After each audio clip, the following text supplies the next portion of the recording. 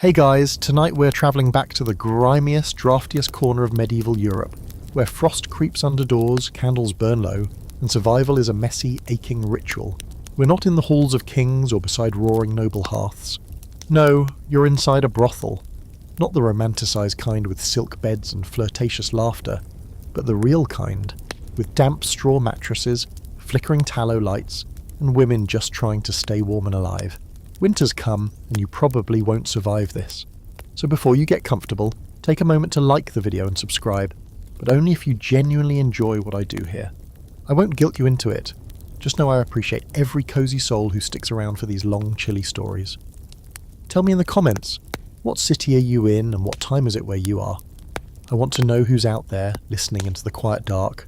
Now, dim the lights, maybe turn on a fan for that soft background hum, and let's ease into tonight's journey together.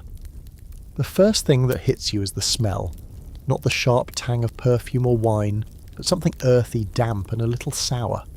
The floor's half-rotted wood over frozen mud, and the walls do their best to look solid but betray you the second a gust of wind howls through a knot in the grain. You tighten your shawl around your shoulders, which isn't really a shawl, just an old linen shift with a hole too big to be modest and too small to slip your head through cleanly. It's late November, the kind of cold that doesn't just nip at your fingers but settles inside your bones. You've stuffed spare rags into your shoes to stop the draft. 2 scraps of old curtain and 1 torn-off bit of apron from someone who won't miss it. Every woman in this house has a pile of just-in-case fabrics under her mattress, stolen from laundry lines, gifted by clients, or bought for a sinfully high price from the market lady who comes once a week with bolts of rags that smell faintly of mould and onions. The hearth is little more than a blackened hole with a spit hanging above it. No fire today. The last of the firewood was used up 2 nights ago when a particularly generous knight passed through and insisted on seeing you all in candlelight, not shivering shadows. It was a rare indulgence. Madame grumbled about the cost, but she let it happen. The rest of the time, heat comes from body proximity and luck. Your bed isn't a bed so much as a pile of hay and lumpy cloth. You fluff it every night, more out of habit than hope. When you lie down, the straw scratches your back and you know at least 3 fleas are warming up for a midnight feast. The quilt is threadbare, and in one corner there's a suspicious stain from an incident last month, involving a bottle of mead, a client with a weak stomach, and someone who tried to clean it using only water and prayers. There are 4 girls in the room with you, and none of you talk much tonight. Chatter uses energy, and you need to store your warmth like coins. You glance across at Johanna. She's rubbing her hands together furiously.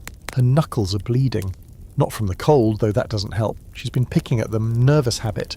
She says she hears mice scratching in the walls, but you've never heard a thing. Maybe they've got better sense than to live here. Now and then someone opens the door and a gust of air slices through the room like a knife. The cold outside is almost majestic in its brutality. So piled in silence, rooftops lined with icicles, chimney smoke rising like ghosts. From here, though, it's a curse. Every time the latch lifts, you brace for that gasp of freezing air. One girl, Alice, tried to wedge a broken boot against the bottom of the door to block it. It worked until someone kicked it aside during a drunken stumble. One of the quirkier things about this place. The candle count. Madame counts every single candle at the start of the night and again at the end. If one goes missing, she docks your take. You once asked why. She said it wasn't about the cost, it was about control. A girl who steals a candle might steal a client, she said with a wink, like that made any damn sense. You've tried to get clever with the warmth. You once lined your bodice with bits of felt scrounged from the tailor's refuse pile. Felt is magic until it gets wet, then it's misery. Another time you tried layering 3 petticoats and nearly passed out mid-visit because the room was too hot and your client refused to open a window. That's the thing, some clients want warmth, others want you in goosebump shivers. Looks more desperate, one said with a grin. You didn't ask what he meant. You didn't want to know. You remember once, just once, when a client brought a small brazier with him, set it right in the middle of the floor, lit it carefully, humming a tune under his breath. Said he couldn't think with cold feet. He paid well and left behind a small stack of kindling, a rare man, probably dead now. There's a scholar you saw once. He paid for the girl next to you, didn't even touch her. Just asked questions all night. Took notes, said he was documenting the female struggle through the frozen season in the underbelly of society. You wanted to laugh, but instead you asked him what the difference was between surviving and struggling. He didn't have an answer. Probably writing a book about you right now, somewhere warm. And then there's the ongoing debate. Is it colder upstairs or downstairs? The top floor girls swear the wind sneaks in through the roof slats. The bottom floor ones say the cold rises through the floors like a curse. You've slept in both. It's just different flavours of awful. Tonight, you press your back against the wall, wrapping your arms around your knees. You listen to the wind whistle outside and try not to think about how many more months of this stretch ahead. You think about heat like it's a lover you lost. You dream of fires so big you could roast an entire pig and not even feel guilty. But right now, you'd settle for a second pair of socks that didn't smell like damp wheat. Welcome to winter. Welcome to survival. Welcome to the brothel. You wake up with your face stuck to the linen. Not frozen, thankfully, but a damp. The kind of sweat that comes from shivering too long. Your body tried to warm itself in the night by burning whatever scraps of energy you had left. It's a cruel trick. Makes you feel like you've had fever dreams, when really you just curled up into yourself so tightly. Your spine now feels like it's been beaten with a ladle. You sit up, wincing. The room's still dim, the windows fogged with breath, and whatever oily smoke got trapped overnight. The girls are starting to stir, their movements slow, like their limbs are debating whether it's worth the effort. No one's talking yet. Words cost warmth. You pull on every layer you own. 2 chemises, one with frayed cuffs, the other stained with old wine, a skirt with a torn hem, and a wool overdress you bartered for last summer, when times were soft and men were generous. You wrap a scarf around your neck, then another around your waist, not for modesty, but because the draft sneaks in there like a thief.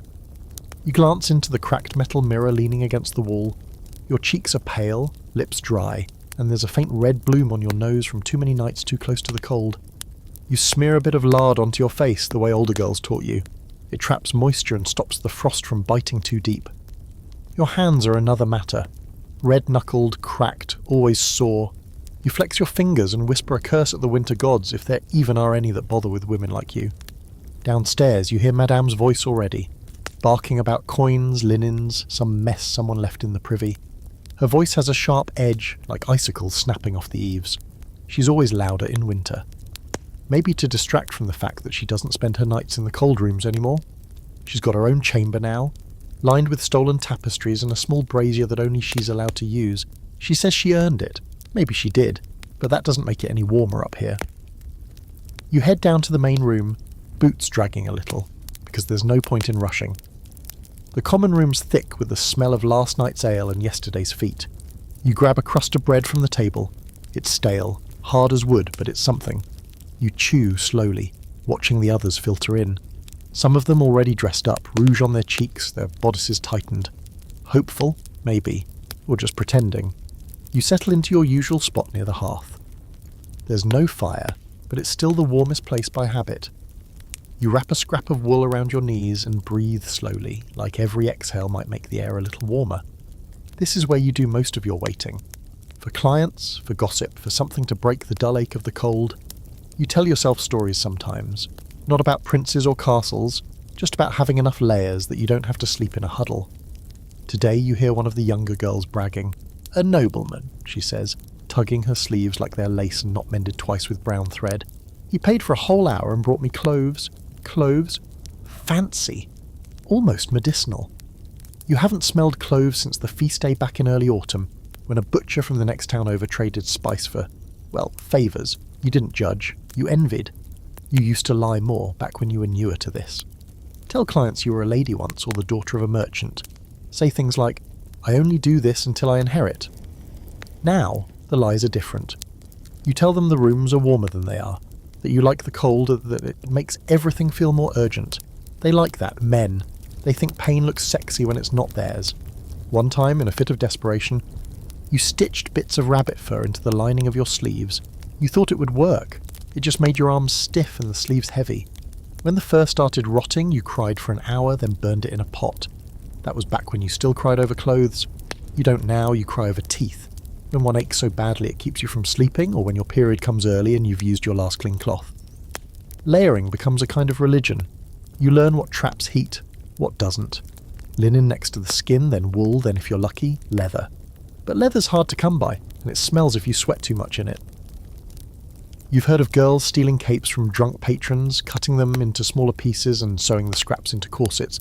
That's the kind of thing that gets you beaten if you're caught. But then again, so does everything. There's a girl here named Beata who swears by goose fat. She rubs it on her legs before bed and claims she never shivers. You tried it once. The smell alone nearly choked you, and your sheets looked like a butcher's rag by morning. She still uses it, though, says she doesn't care about the smell if it means not waking up with blue toes. A fringe belief goes around every year, that women who sleep with more clients stay warmer. It's ridiculous, obviously. Bodies create heat, sure, but no one's sticking around for hours unless they're paying for the night. And those men are rare and usually half asleep anyway. Still, there's always that one girl who acts like it's gospel. Last year she ended up sick with lung rot. This year she's gone.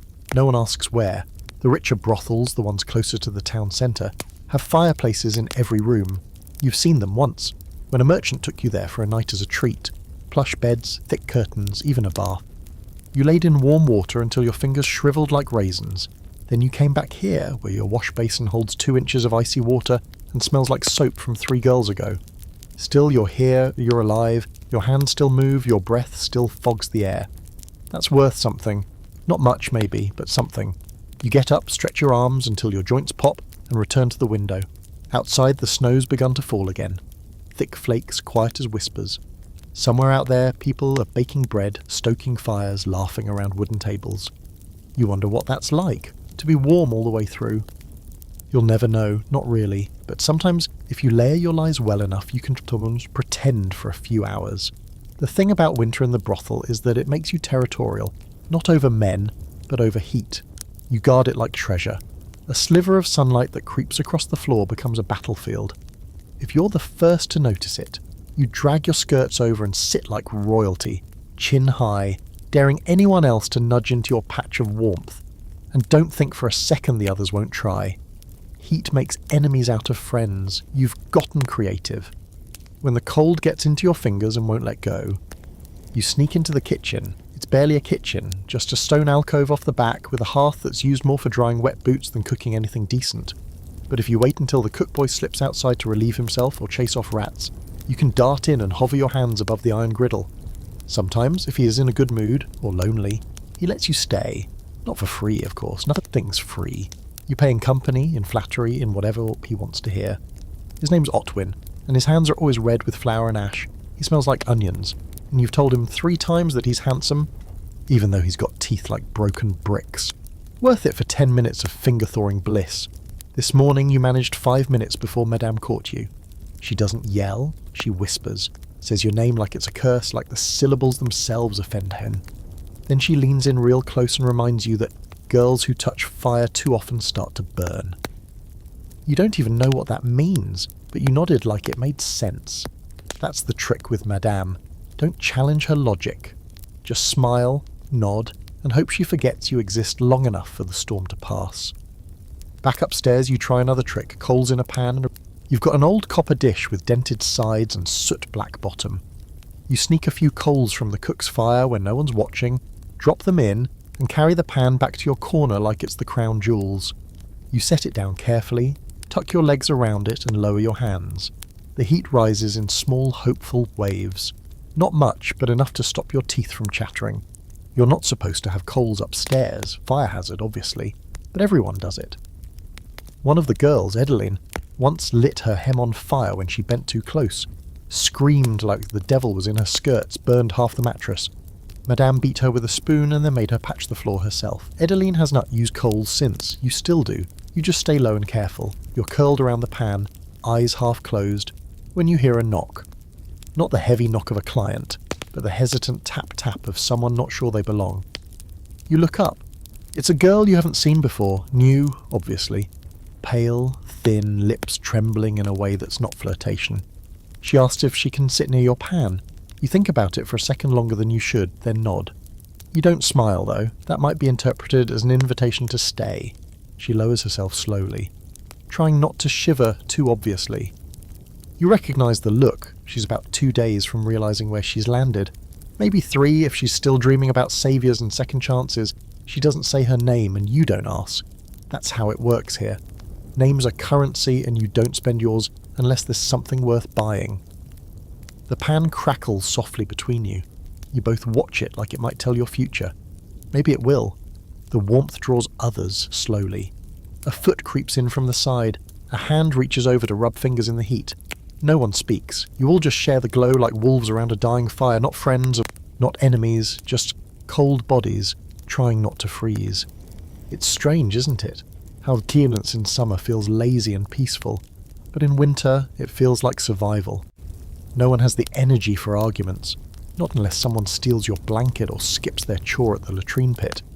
Even then you weigh whether yelling is worth the warmth you'll lose. Once, in the dead of last January, someone left a side window cracked. Just enough for the cold to creep in like a knife. No one admitted to it, but the room dropped 5 degrees overnight and 2 girls got sick. One coughed blood for days, the other lost feeling in 2 toes. The window was found and sealed with wax-soaked cloth the next morning, but the damage was done. After that, every door, every shutter, every godforsaken crack in the wall got plugged like a sinking ship. There's a local superstition that if you fall asleep with cold feet, your soul tries to leave your body. That's why people in town warm stones in their ovens and tuck them under blankets at night. You've never had a stone of your own, but once a client left behind a half-burned brick, and you used it like a sacred relic, heated it by the hearth, wrapped it in cloth, and held it against your chest until your skin pinked. You would have killed to keep it. But the next morning someone stole it from under your bed. You didn't ask who, there's no point. Winter changes the rules. Stealing heat isn't a sin, it's a necessity. There are arguments, of course, over stupid things, who left the water basin frozen over, who took the thicker shawl, who used up the last of the lamp oil. But they're rare in this kind of cold. Rage burns energy, and in winter energy is precious.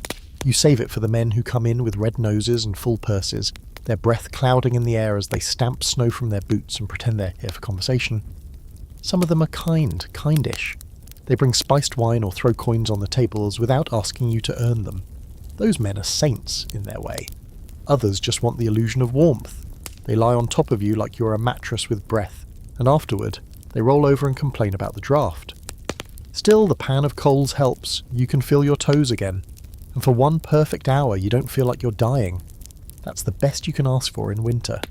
You won't remember the coldest days by date. You'll remember them by the tricks you used to survive them. The time you made a heat trap from an old pot lid. The night you slept in a cupboard just to feel less air on your face. The afternoon the kitchen boy let you hold his hands without asking for anything. Your stomach growls, but you ignore it. Hunger is background noise now. Heat is the real prize. You lean closer to the coals, careful not to let your skirts brush too near. You watch the glow, feel the dry warmth tickling your face and tell yourself this is enough. It has to be. There's an unspoken rule in the brothel. When someone starts coughing and doesn't stop, you stop sharing your cup with them. You stop sharing your corner of the blanket. You stop brushing their hair. You stop looking them in the eye. It's not cruelty, it's math. Winter turns kindness into a gamble, and if you lose everything. So when Elsabet starts coughing behind her hand every time she speaks, it changes things. She's one of the older girls, the kind who never gets sick. The kind who used to braid her hair in tight loops and strut around like she ran the place. Now she keeps to her bed, tucked under 3 layers of wool that she probably threatened someone for. Her skin has gone sallow, and she smells like wet stone and sweat. Madame hasn't said anything yet, but she's noticed. Everyone has. You don't ask her if she's alright. That's another unspoken rule. If someone's dying, you let them pretend they're not. It's a kind of mercy, one of the few you still have power to give. The brothel isn't much cleaner than the plague houses, if you're being honest. The straw in the mattresses hasn't been changed in months, the water in the basins is rarely fresh, and there's a permanent crust of grease on every doorknob. Cold masks the smell a little, but not enough. The latrine bucket in the corner freezes at night, then thaws just enough by afternoon to remind you what it is. Madame claims someone comes by once a week to empty it. That might have been true 2 winters ago. You wash when you can, though not often. Water has to be hauled in buckets from the well down the street, and no one wants to do it in this kind of weather. The last girl who tried slipped on the ice and cracked her elbow. So you use snow if you're desperate. You grab a handful, rub it over your face, your armpits, between your legs. It's bracing, but it works, sort of, until your skin gets raw. Sickness stalks the brothel like a stray dog, nosing its way through open windows and under thin doors. It starts small, a sore throat, a tickle in the chest, a bit of blood on the bedsheet. Then it spreads. You can almost hear it moving through the building. like the groan of the floorboards or the squeak of rats in the walls. You've been lucky so far. No fever, no cough. You chew garlic cloves when you can get them, raw and biting, the way Johanna swears her grandmother did. You keep dried mint leaves in a pouch around your neck. Supposedly it helps. You don't know if it's magic, medicine or nonsense, but you cling to it like a prayer. When a girl gets too sick, Madame moves them. Not out, just somewhere you can't see them. The little room near the back behind the pantry. It used to be a storeroom. Now it's the place where coughing goes to become silence. You've passed it once. You heard a wheeze from behind the door, something soft and pitiful, and you walked faster. Nobody wants to end up there. Of course, it's not just the air that's dangerous. Cold makes every part of life more treacherous. You slip while carrying water. You slice your hand trying to crack open a frozen loaf of bread. You wake up with your fingers so numb, you're not sure they'll bend again. Everything becomes a test of how much you can endure before something breaks. There's a running joke among the girls that Madame's place is a sin house, not a sick house, but lately the line's been thin. You're all crammed together, sweating in your sleep, coughing into the same blankets, kissing the same men. A cold that would be nothing in spring becomes dangerous in winter. There's no fresh air, no space, no recovery time, just you, the cold and the rot growing quietly under every bed frame. Once a client came in with a rash blooming across his chest like spilled ink. He said it was nothing, just a fever from travelling. Madame took one look and offered him tea instead of time with a girl. That's when you knew things were serious. Even she had a line. You start noticing how everyone's movements have slowed. Even Madame. She snaps less, shouts less. It's not mercy, it's fatigue. She spends more time by her own little brazier in the back room, muttering to herself and sipping from a bottle you suspect holds more than mulled wine. One evening you walk past her door and glance inside, for just a moment. She doesn't see you, or if she does, she doesn't care. She's sitting on a stool, hands hovering over a small flame, eyes closed. Her shoes are off and her feet are wrapped in cloth. It strikes you then. She's cold too. Not just in the way you expected, in her bones, in her blood. You're all fighting the same thing, just with different tools. That night a girl disappears. Her name was Tilda. She wasn't sick, at least not that you could see. She was quiet, small, with pale eyebrows, and a voice like a half-whisper. One day she was there, the next, her bed was stripped and Madame wouldn't answer questions. No one else asked twice. You learn early not to look for ghosts, but you remember her laugh once, when she spilled ink on a nobleman's cloak and he laughed with her instead of shouting. That kind of memory stays with you, especially when the bed next to yours feels too empty for comfort. The winters make you superstitious. You listen for death like it has footsteps. You knock on wood. You sleep with iron scissors under your mattress, an old tale, meant to keep spirits away. You don't even believe in spirits, but what's the harm? These days you'll do anything that might help you see the spring again. There's an argument that breaks out in the hallway, muffled but fierce. Two girls fighting over the last clean rag for a compress. One of them has a fever and the other doesn't care. You don't get involved. You just walk past, eyes on the floor, heart beating hard. It's a reminder. There's no order here, no safety net. Just the illusion of routine wrapped around survival. That night you lie awake listening to the breathing in the room. You can always tell who's healthy and who's not by the way their breath sounds. The rasp, the hitch, the silence. You count each breath like a rosary. Yours, then Johanna's, then the new girl's, then Elsabeth's. Still breathing, but barely. You close your eyes and pretend it's spring, the moon's full again, which means two things: the snow glows like spilled milk outside, and you've got to track your cycle without the help of anything more advanced than instinct and superstition. You never thought about it before you came here. Back home, it was just something that happened, a quiet nuisance. Here, it's a liability. The older girls taught you early, always keep rags ready, not the white ones. Madame gets fussy about bloodstains that don't belong to clients. Use the brown ones, or better yet, black if you're lucky enough to get cloth dyed that dark. You have two, stitched with clumsy fingers from a linen shirt someone died in. You don't think about that part too much. Death is woven into everything in this place. You wrap one up in a strip of fabric, tie it between your legs and go about your day pretending everything is fine. No one wants to hear about your cramps. They're like dreams, only interesting when they're someone else's problem. But yours are sharp, twisting pains that come in waves. Some days they're mild. Other days, they send you to your knees behind the outhouse, chewing on the edge of your scarf so no one hears you cry. Some girls don't bleed anymore. Too thin, too cold, too worn down. Madame calls it the quieting. says it like it's a mercy. You've heard noble women get the same thing when their corsets are laced too tight and their food is all broth and tea, but here, it's not fashion, it's survival. Bodies shut down functions that aren't necessary. Apparently the ability to carry children doesn't make the cut. You're not there yet. Your body still insists on reminding you, like clockwork, that it could get pregnant if it had to. You don't let it. You take the herbs, pennyroyal when you can get it, or tansy if you're desperate. They taste like bitter soap and danger. Too much and your stomach turns to liquid. Not enough, and you find yourself counting days with dread and bargaining with a sky that's never answered your prayers before. There's a woman in the market who sells moon tea. Everyone knows what it is. She keeps the herbs in a pouch tied around her waist and only gives them out after dark. She wears 10 rings on each hand and swears she once delivered a baby born with its eyes open. You don't know if it's true, but you've bought her tea 3 times, and so far certain nothing's grown inside you that shouldn't. Another girl, Greta, swears poured by ginger soaked in vinegar and tied to the belly. You tried it once. It smelled like spiced death and did nothing for the pain. It still uses it though, always walking around with a damp rag tucked into her waistband, insisting it's kept her safe. You nod when she talks about it, even if you know it's probably nonsense. No one wants their beliefs challenged, especially not when those beliefs are the only shield they have. The other part of this cycle is the way men treat you. They always ask, but in the wrong way. Are you clean? Like you're a plate, not a person. You've learned to answer with your face before your mouth, a tilt of the head, a wrinkle of the brow, a soft, of course, even if your thighs are already smeared red and your lower back feels like it's being chewed by wolves. Some men don't care. Some even prefer it. Say it feels warmer, slicker, more natural. That word makes your skin crawl. There's nothing natural about lying still while someone climbs on top of you, grunting like a boar, whispering names that aren't yours. Nothing natural about charging a feat of fake pleasure through a haze of pain. But if he pays extra, you grit your teeth and let it happen.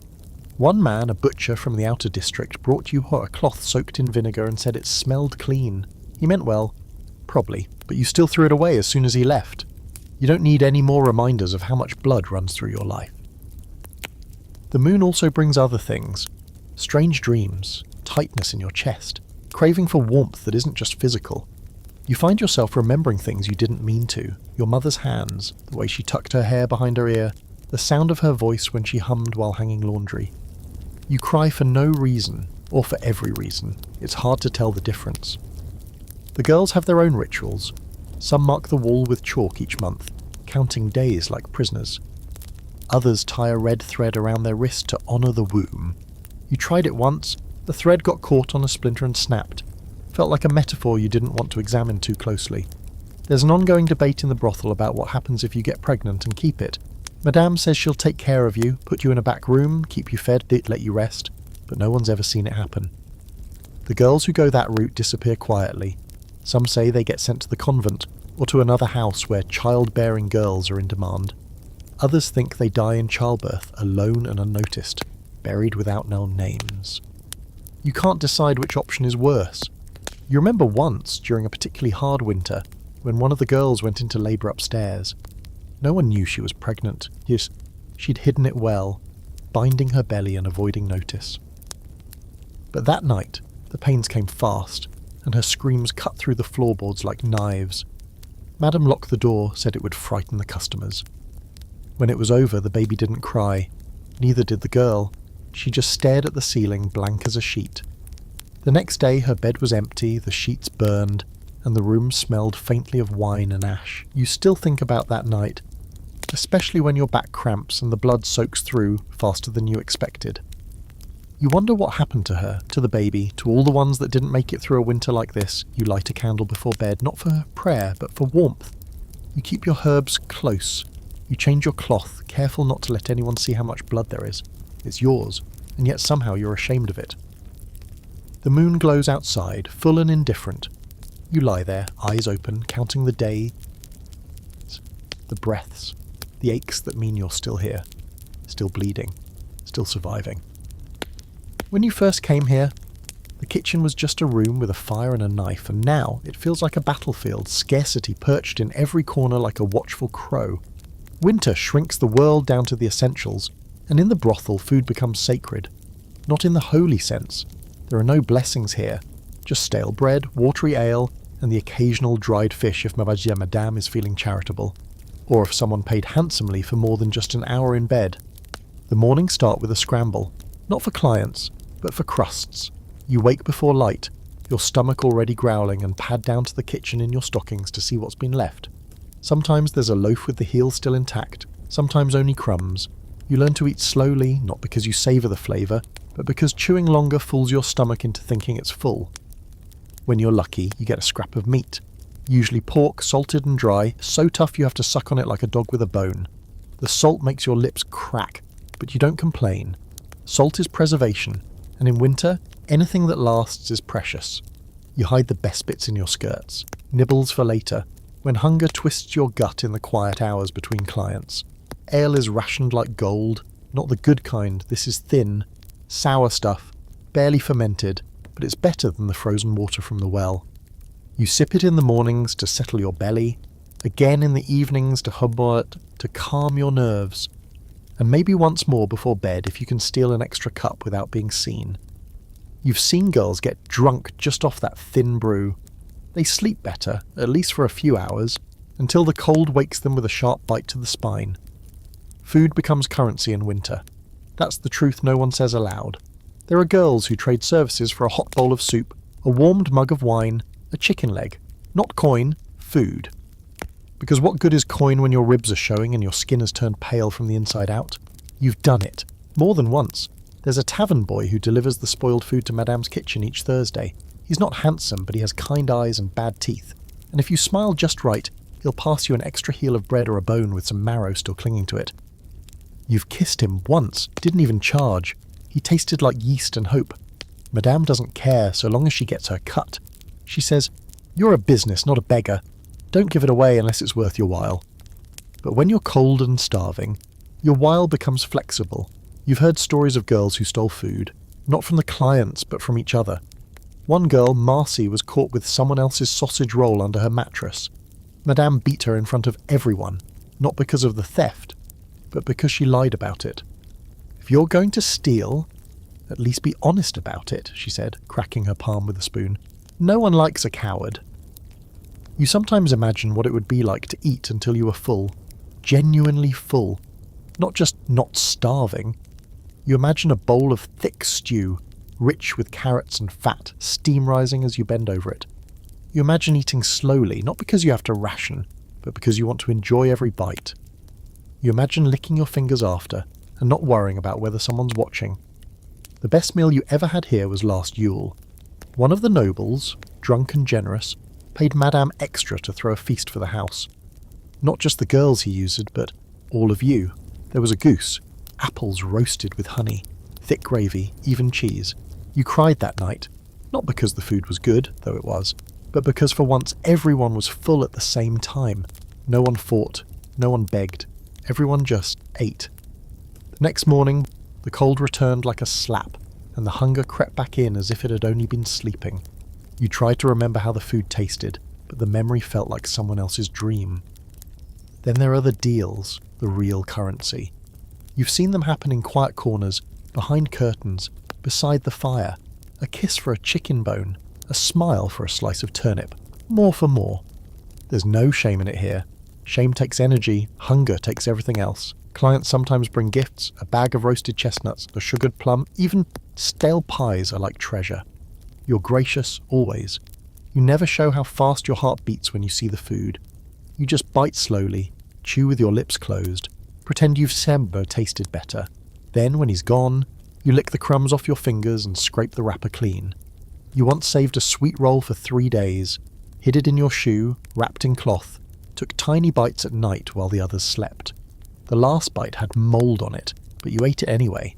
You didn't even flinch. There's always a quiet panic that simmers beneath the surface.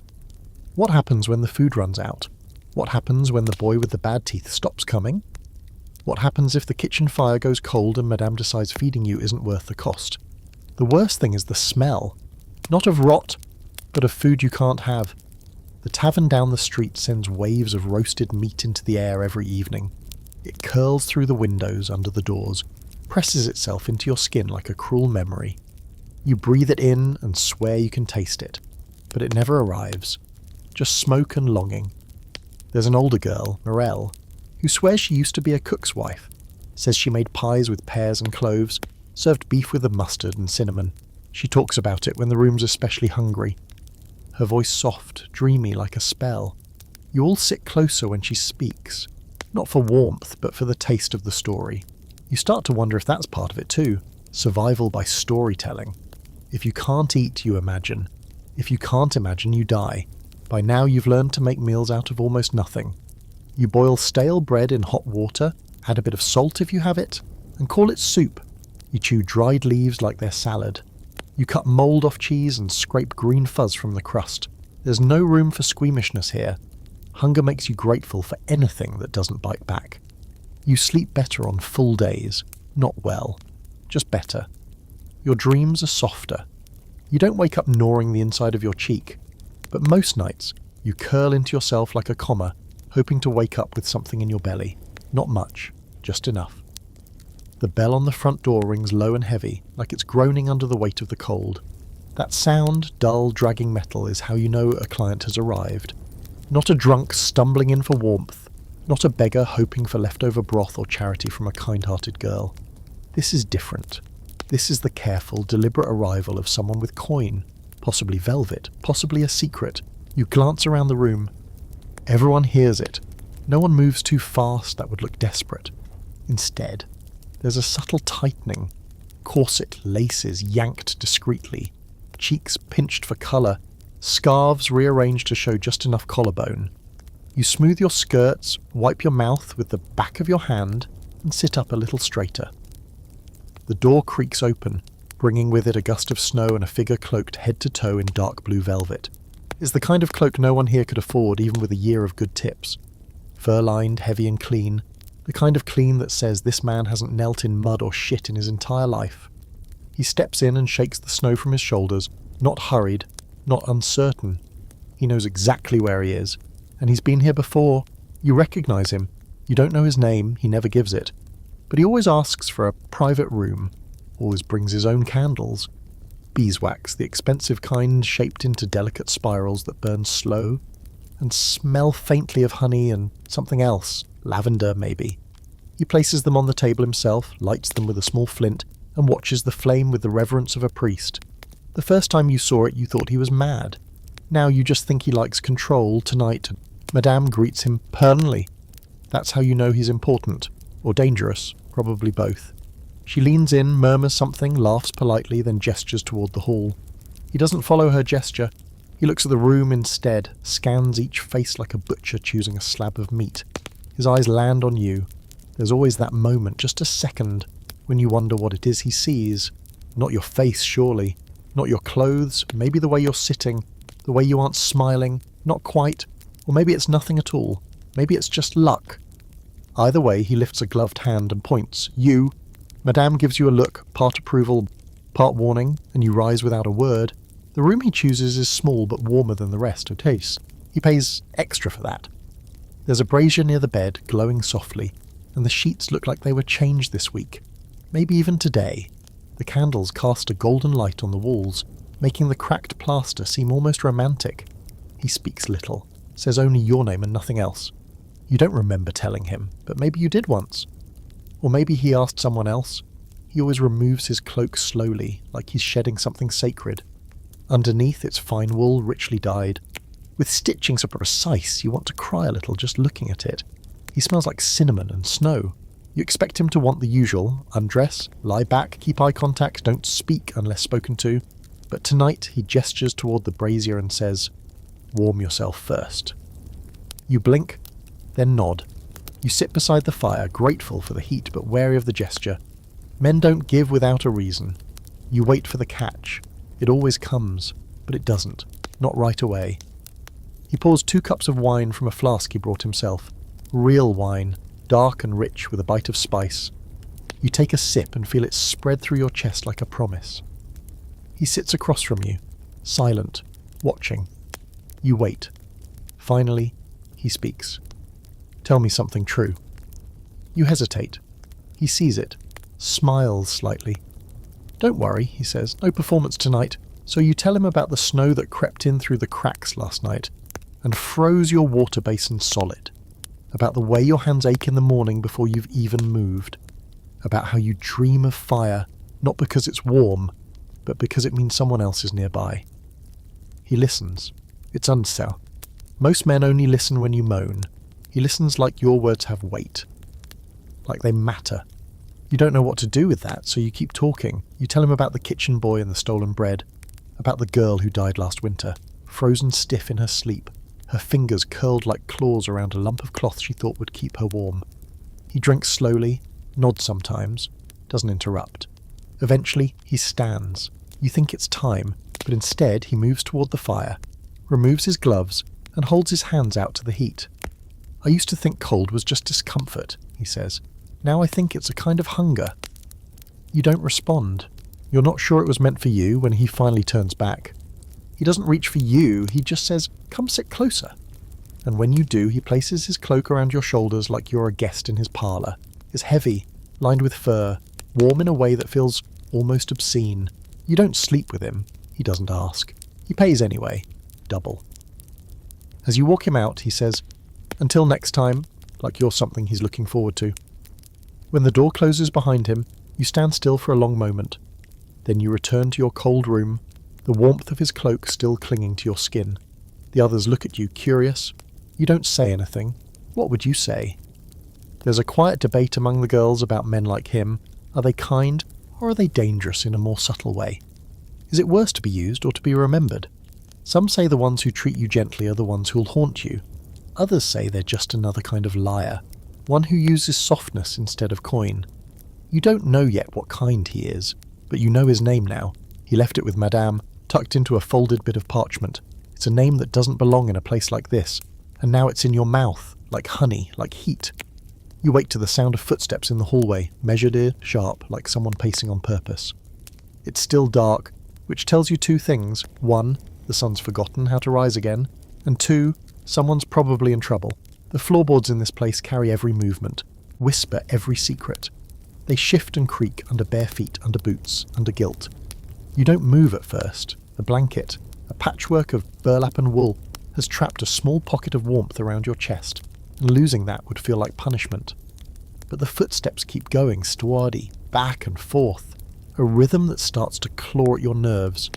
You sit up with a groan and rub your hands together, trying to coax feeling back into your fingers. Your breath hangs in the air, ghost-like.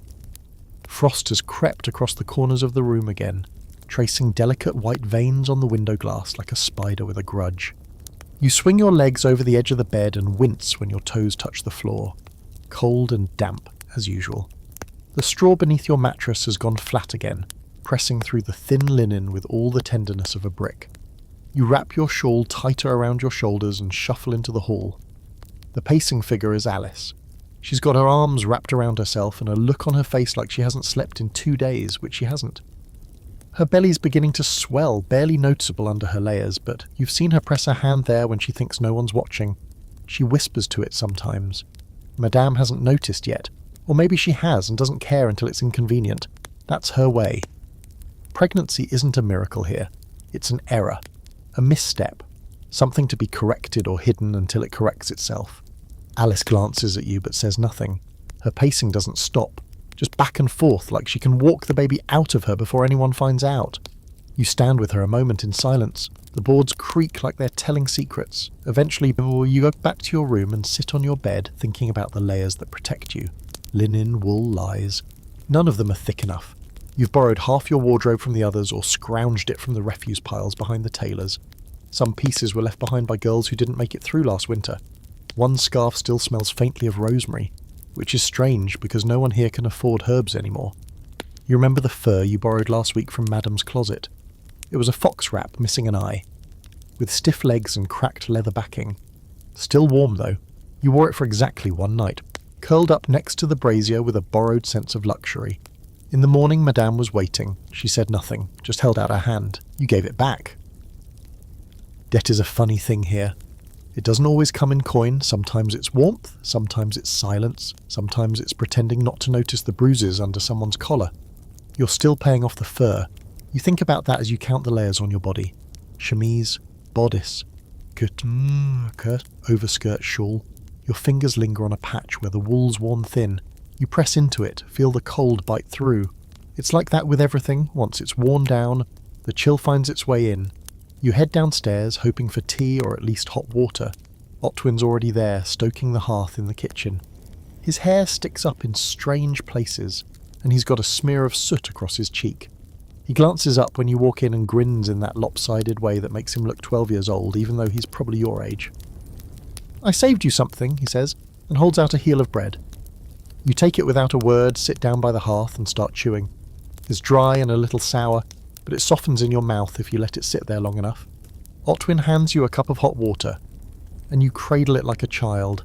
The steam stings your cracked lips and you don't care. Heat is heat. "Someone stole the kindling again," he mutters. You nod. Of course they did. It's practically a tradition now.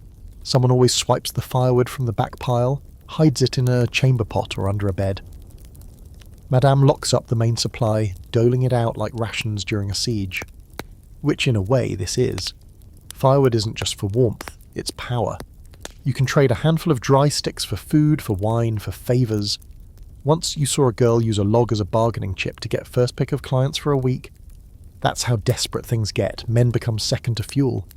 Madame keeps a tally, a little notebook she guards like it's full of spells. In it she records every stick taken, every loaned blanket, every dropped candle.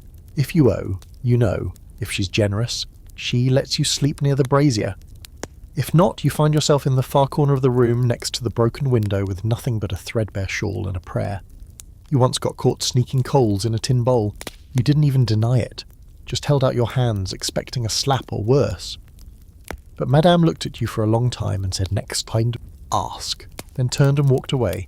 You didn't believe her. You still don't. The thing is, there's a rumour. A stupid one. Everyone swears there's a warm room somewhere in the house. A hidden chamber with a full fireplace and actual bedding. Some say it's in the attic.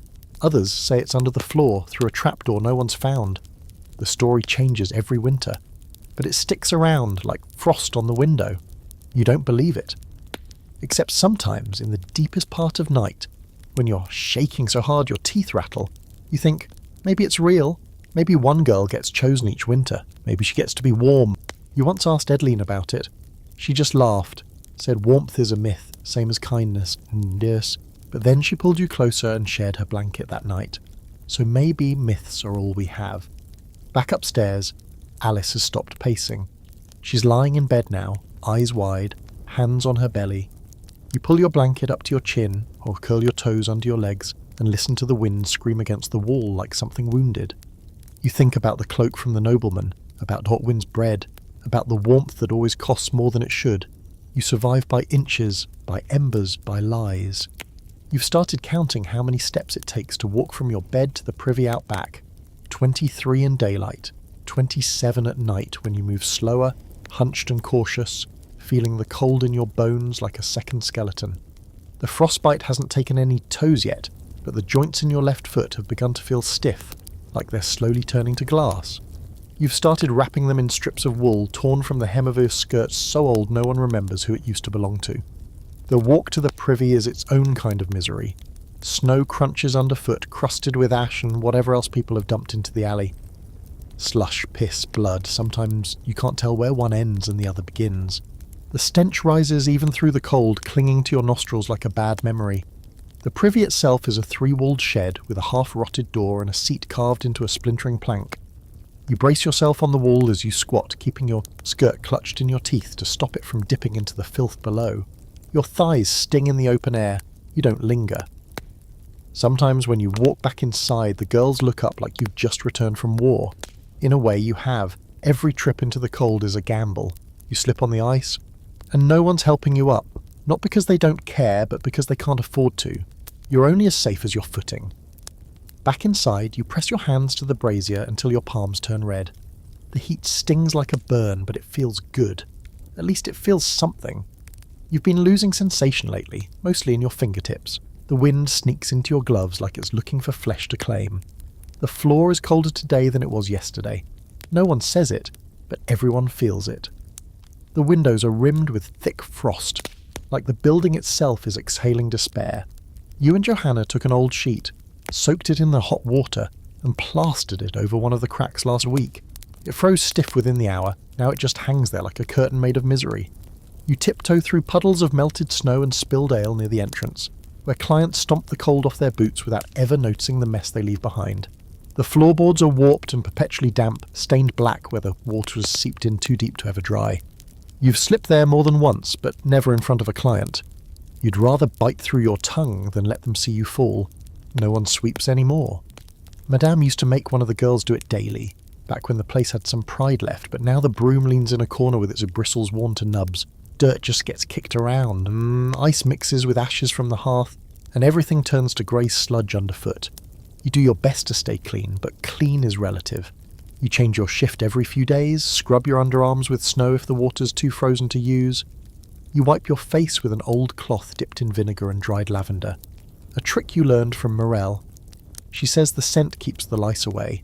You're not sure if it's true, but you haven't seen any in your bedding this week, so you keep doing it. Every night, before you sleep, you tuck your hands under your arms and your feet into the crook of your knees. You curl into yourself like a cat, trapping heat where you can. The mattress crunches under you, a mix of straw and old reeds that snap like dry bones when you shift too hard. You've padded it with rags, bits of fabric stitched together into a kind of patchwork skin. It doesn't help much. One of the newer girls, Clara, tried putting hot stones under her bed the other night. They cracked in the cold and split her mattress open. The steam rose like a ghost. And she sat there crying, barefoot, covered in soot. No one laughed. It wasn't funny, it was just winter. There's a saying in the brothel, cold feet, cold soul. It means don't let the winter in too deep, or it'll settle where you can't reach it. That's why some of the girls sleep together, shoulder to shoulder, thigh to thigh. Not for comfort, not for sex, just for warmth. You've done it a few times, you lie still, not touching more than necessary, just breathing in tandem with someone else. You feel their ribs move. It's almost like being alive. Some girls won't do it. They're proud or stubborn or scared. They die alone in their beds, and Madame doesn't notice until they stop breathing loud enough to be charged for the room. You've seen it happen twice. The first girl turned blue. The second one just stopped moving.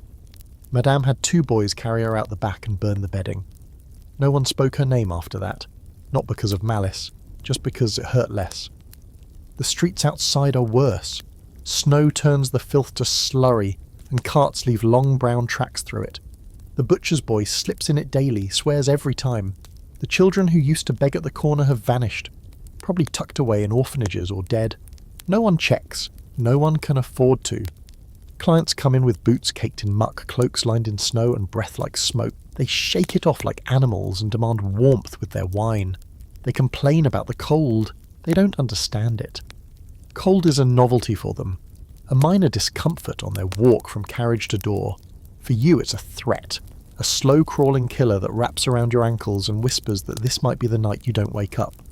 You sweep your corner with your hand, brushing straw into a little pile, even though you know it'll be a mess again tomorrow. It's not about cleanliness, it's about control, about doing something, about refusing to let the cold take everything. Later you sit near the kitchen and hold a cup of hot ale. It's terrible, bitter, watery, but it's warm.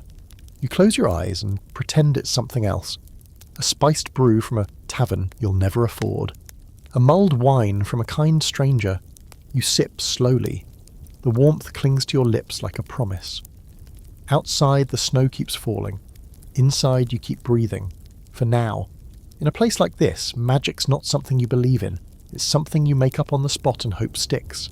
You stop waiting for miracles after your first winter. Prayers freeze in your throat before they ever reach heaven. But superstition is different.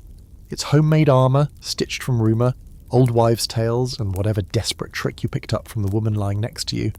You'll take anything if it feels like it might keep you warm.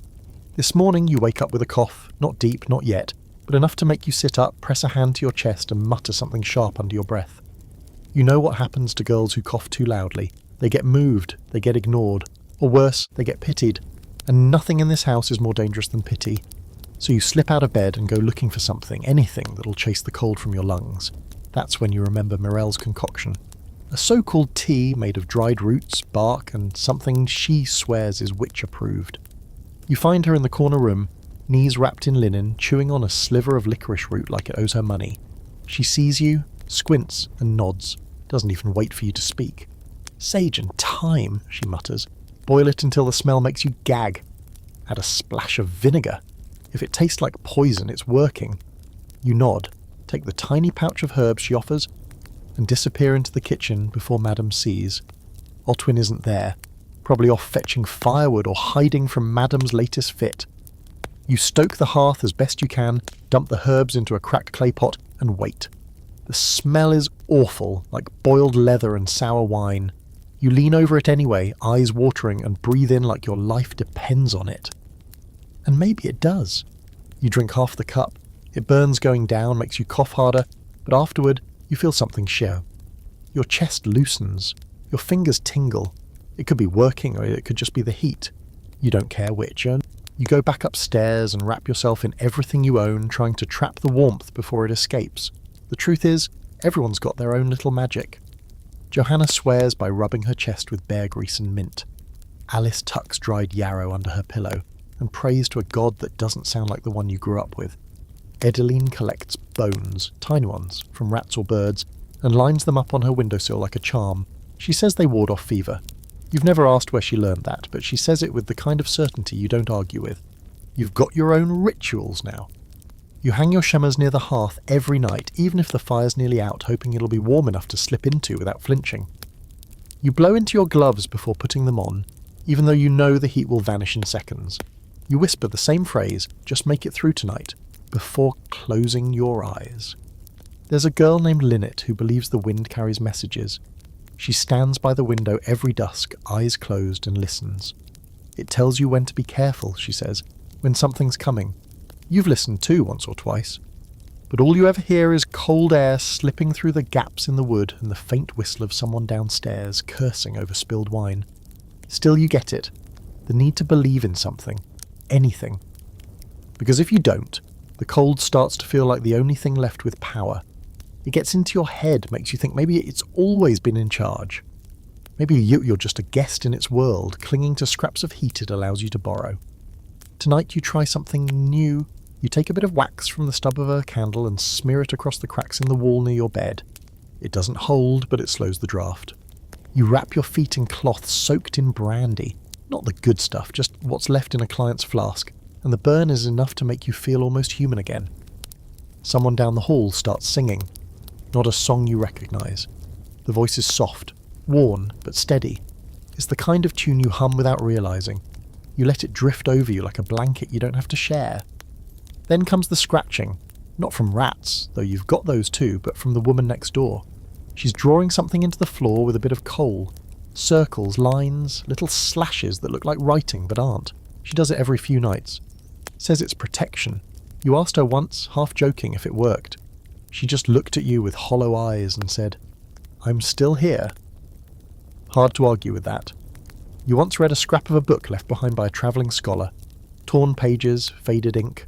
Something about humours, balance, the body being ruled by wind, fire, earth, and water. You didn't understand half of it, but you liked the idea. That maybe cold wasn't just a lack of heat, but an imbalance. A war of elements. It made sense. You certainly felt like something was off-kilter in you. Something leaning too far toward ice. The fringe belief that floats around now is that the brothel itself is cursed. That all the warmth seeps out because the place was built over something sacred, or something buried. No one knows where the story started, but it grows with every winter, like mould on a damp wall. You don't know if any of it's true, but you still burn the dried herbs. You still wear the red thread on your wrists, tied 3 times, not 2. You still spit 3 times into the fire when someone dies, not because you believe in ghosts, but because everyone else does. You once tried to make your own charm. Just a small bag filled with salt, a feather, and the tooth of a comb you broke on a client's tangled hair. You tucked it under your pillow and swore you slept warmer that night. When you lost it a week later, your cough returned. Coincidence? Probably. Still, you've been collecting bits and pieces again. Another feather. A pebble shaped like an eye. A piece of red thread. Everyone here's got a little madness to them. It's what keeps you sane. You tell yourself you don't believe in magic, but you always knock twice on the bedpost before lying down. You never look in mirrors after dark, and when you find a cat curled up outside the door, black one eye missing, you feed it, even if it means going hungry, just in case. You paint your lips red with a shard of beetroot and a smear of leftover wine, and for a moment, just a flicker, you look like a woman in a painting, not a half-frozen body in a brothel. The mirror you're using is cracked down the middle, and one corner has turned completely black with age, but you know where to stand so your face looks whole. It's a ritual now, this small act of defiance against the grey. Red lips. It's silly, maybe? What difference does it make? Colouring your mouth when your hands are raw and your shoes are wet and your clients smell like boiled cabbage and sweat. But in winter, even vanity becomes survival. If your face looks alive, maybe you'll feel alive. If your cheeks glow even with a little help, maybe they won't notice the blue tint in your fingertips. The wind howls outside again, a long, lonely sound that makes the windows rattle like bones in a wooden chest. You wrap your scarf tighter and check your reflection once more, tilting your chin like you've seen the noble women do in their portraits. Confident, distant, lips red, smile calm. Never mind that your teeth are chattering and your stomach is a hollow drum. Downstairs, a client is already waiting. The kind who wants company, not just a body. You can smell it on him before you see him, over-scented with clove oil and something smoky, like burning bark. He's middle-aged, missing the tip of his nose from frostbite, dressed in layers so thick you wonder how he even moves. He doesn't smile when he sees you, just lifts a hand, signalling for you to follow. You do. The room he chooses is dim, lit only by a single candle, the wick sputtering like it's tired of staying alive. You lead him to the cot. He doesn't touch you at first. Instead, he reaches into his coat and pulls out a pouch of roasted hazelnuts. For you, he says, placing them in your lap like they're pearls. You blink, caught off guard. No one's brought you food in weeks. Not like this, not something warm, toasted, flavoured with salt and maybe even a little honey. You murmur thanks and tuck them away, pretending you'll eat them later even though your mouth is already watering. Then he begins to talk. He's one of those, lonely, not cruel. He talks about the river freezing solid, about how one of his horses died from exposure, about a boy he lost to sickness 2 winters ago. You nod, like a priest, absorbing his pain without letting it seep into your own bones. When he finally takes your hand, it's with a kind of gentleness that almost hurts more than roughness. He doesn't want to ruin your makeup, he says. The red suits you, makes you look vital. The word rolls off his tongue like he learned it from someone smarter and never forgot it. You smile, a practiced tilt of the mouth. Vital. You almost laugh. He leaves before the candle burns down. Leaves behind coin, yes, but also warmth of a sort. Not love, not even affection, just attention that didn't feel like a transaction. It's rare enough to be worth remembering. You stay in the room for a while after he's gone, fingers curled around the pouch of hazelnuts, letting your body relax into the thin mattress. You pop one nut into your mouth and chew slowly. Sweet, salty, crunchy. You close your eyes and imagine sitting by a hearth, shelling nuts with bare fingers, while someone reads aloud from a book you'll never own. Red lips. You touch your mouth again, and it's already faded.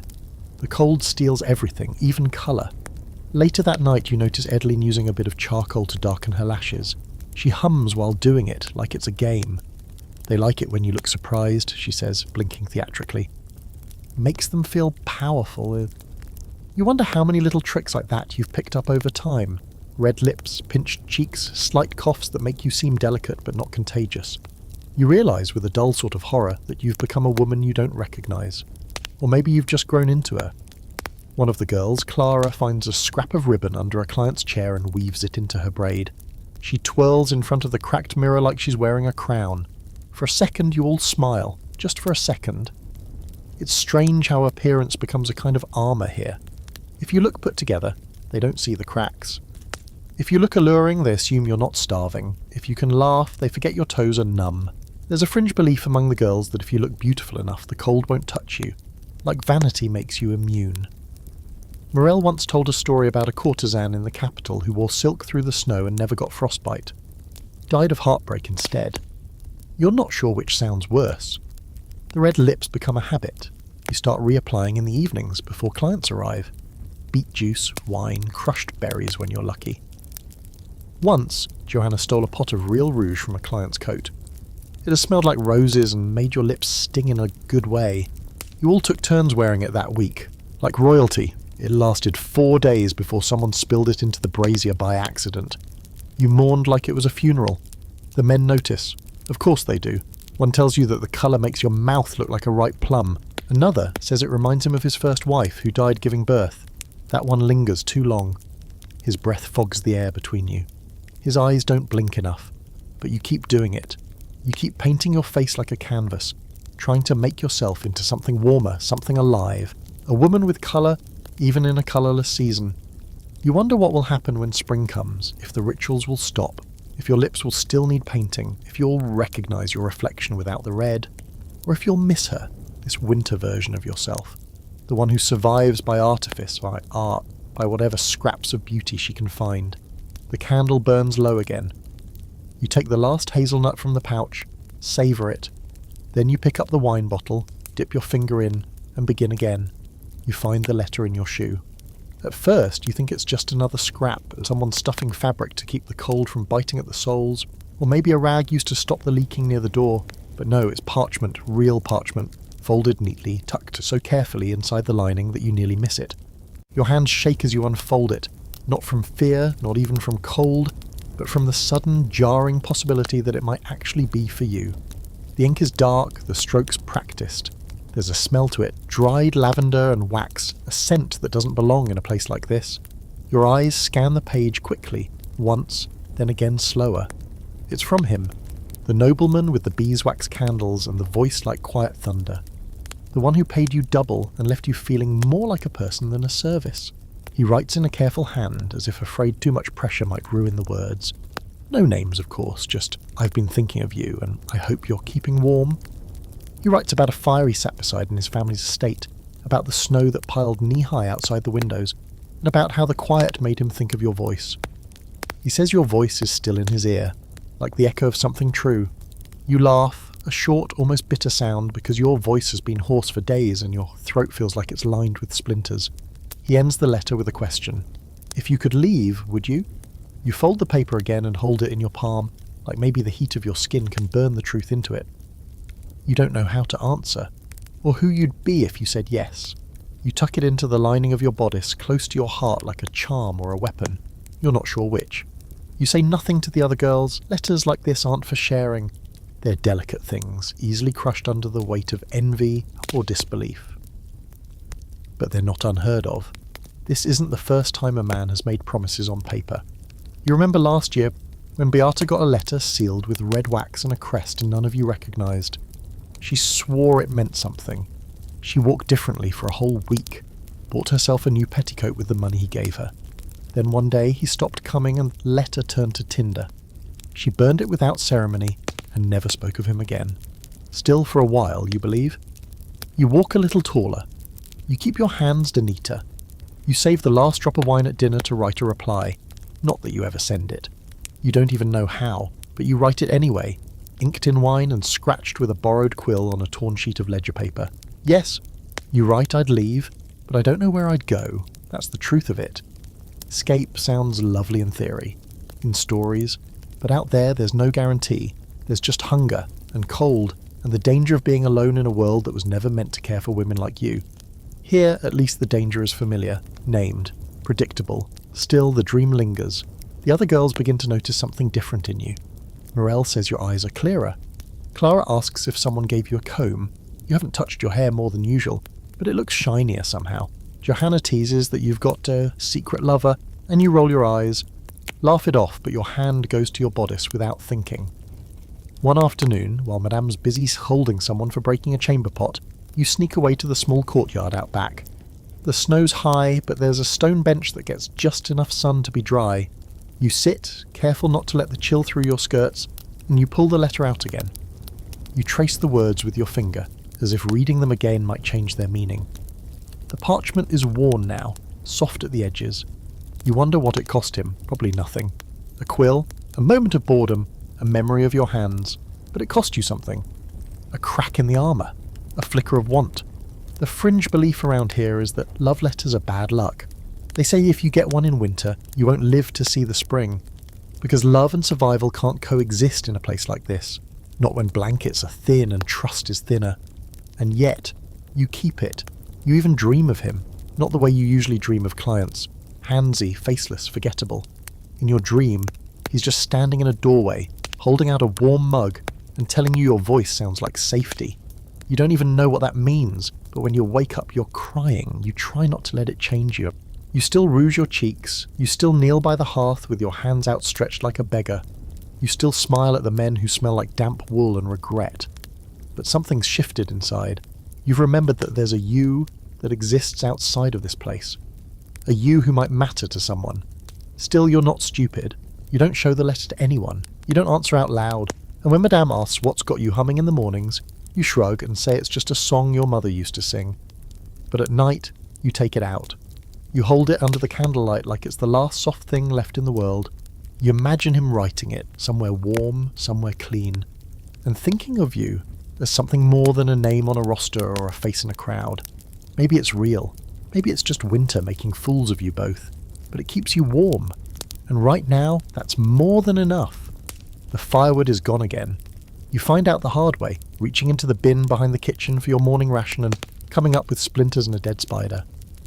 For a long second, you just stare at your hand like it might be hiding something else, something better, and then the cold sinks in around your spine like it's laughing at you. This isn't the first time the wood's run out. It probably won't be the last. But it hits harder this time. Maybe because it's colder, or maybe said because that letter in your bodice is still warm against your chest, and you'd convinced yourself that a life with promises in it would mean fire too. Otwin's already fuming when you reach the hearth. His arms are black with soot and there's a patch of ice clinging to his lashes like he's just climbed out of a storm. He swears in 3 languages, and you're pretty sure one of them is made up.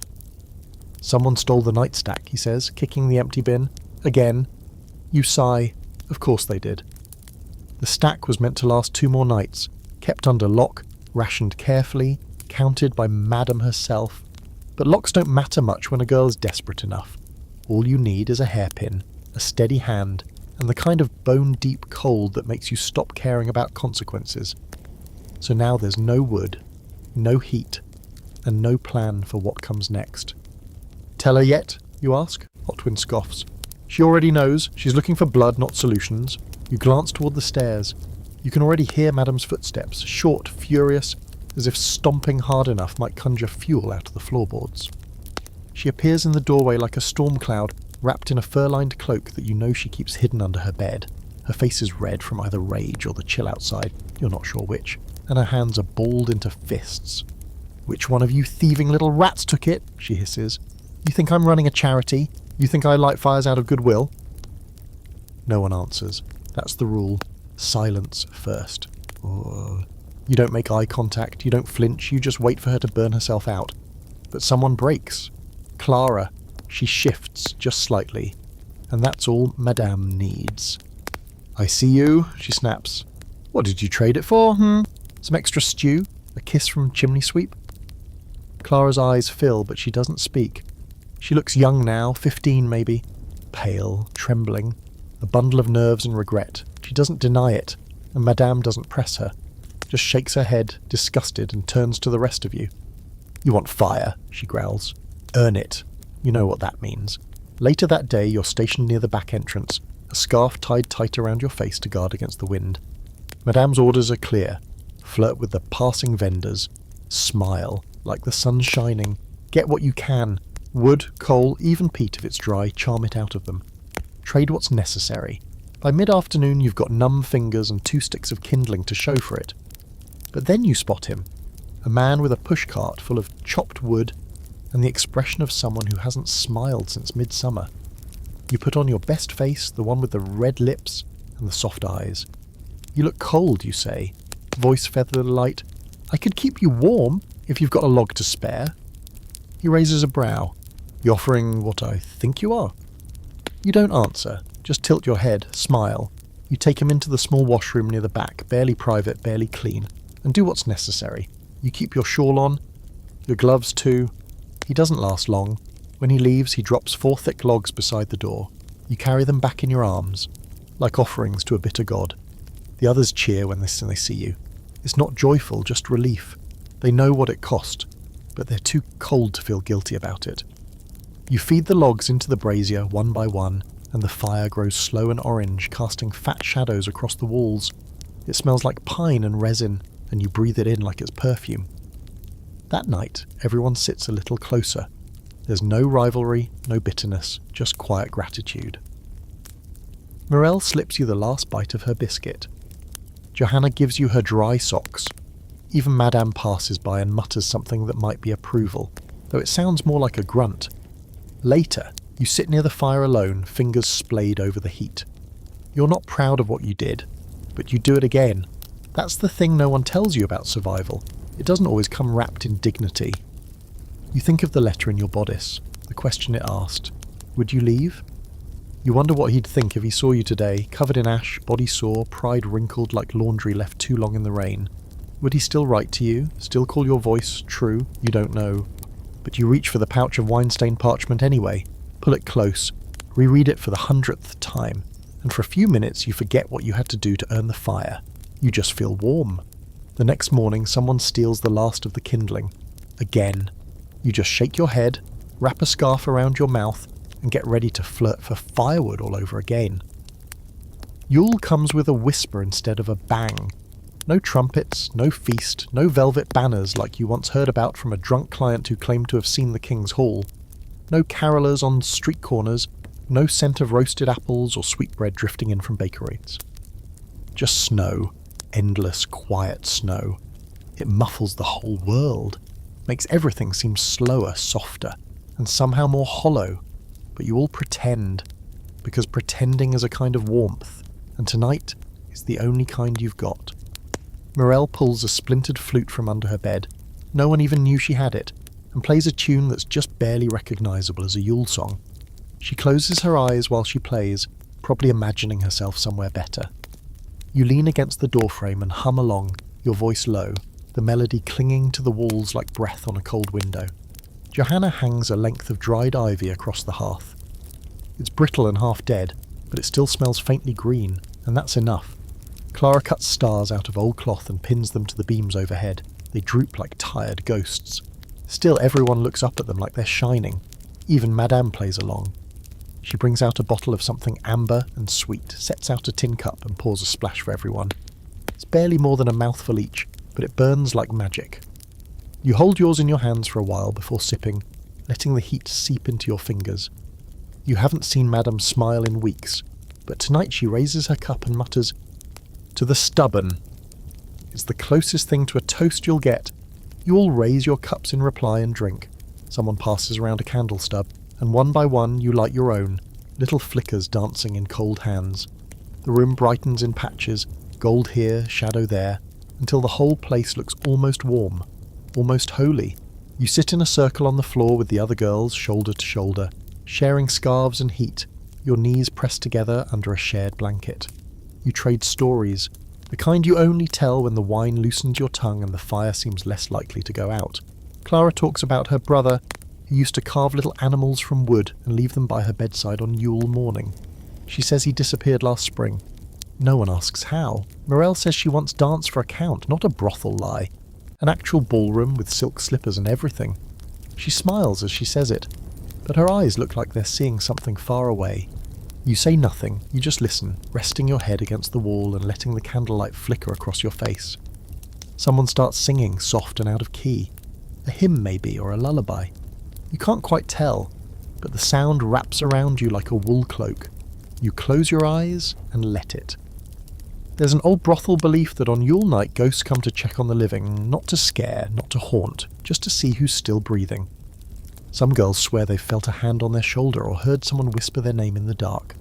You haven't, but still, you leave a piece of bread on your windowsill just in case.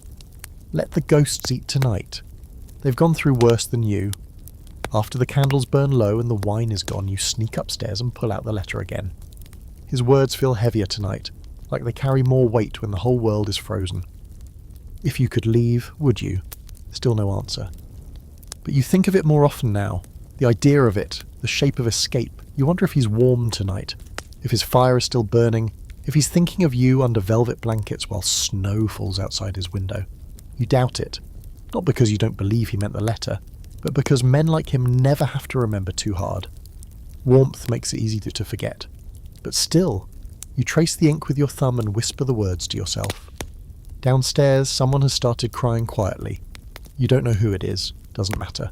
You all take turns. The morning after Yule is the cruelest. The illusion fades fast, the fire dies. The decorations look sad in the grey light. The bottle is empty and the cold returns with vengeance, as if it was just waiting politely outside the door. Clara's stars have wilted. The ivy's started to crumble. The air is brittle again. You sweep up candle wax and tuck away your shawl. Back to routine. Back to the same floor, the same walls, the same draft under the door that seems to carry away whatever hope you tried to gather. But still, you remember how it felt last night. Not warm exactly, but less alone. And that counts for something. Maybe next Yule you'll be somewhere else, somewhere warmer. Maybe not, but either way, you'll still be stubborn, still lighting candles in the dark and still pretending the cold isn't the only thing waiting for you. And sometimes pretending is enough. It's nearly midnight, and you're sitting on the stairs again, wrapped in 2 shawls and a quilt that smells like every girl who's ever cried into it. The fire downstairs is out. You can still see the faint glow in the brazier, but it's like the embers are as tired as you are, too tired to even flicker. The wind outside has picked up. It rattles the shutters, moans through the cracks like a ghost with unfinished business.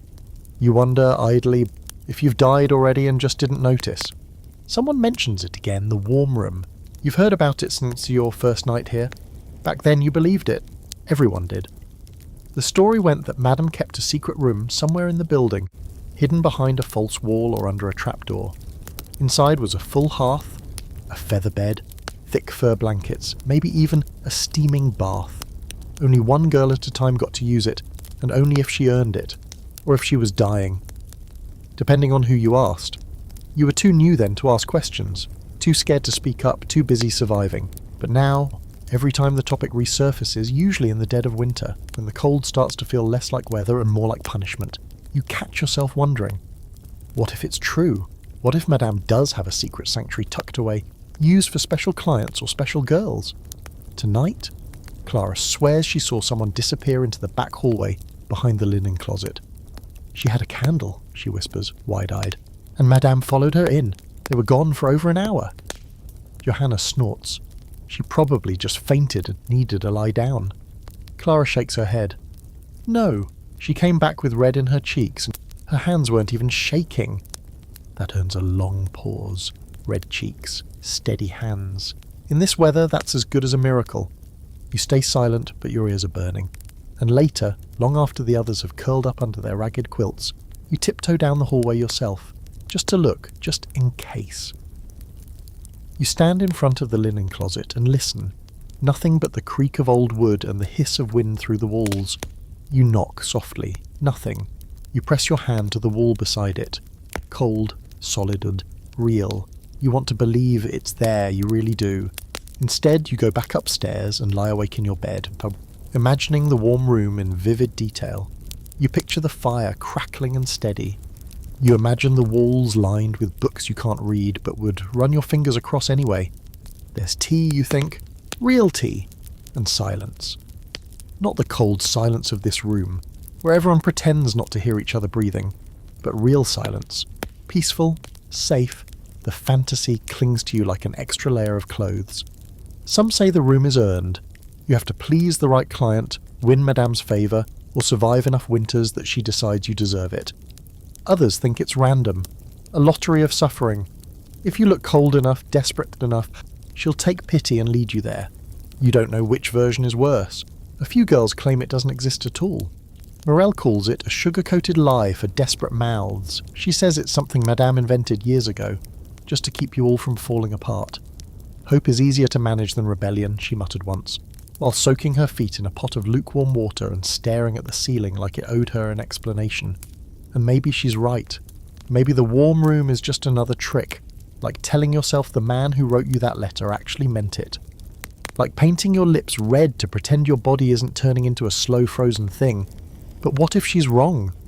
The next night, when your regular client asks if there's anything you want, an indulgence, a treat, you don't ask for coin, you don't ask for food, you say, "Ask Madame if the warm room is real."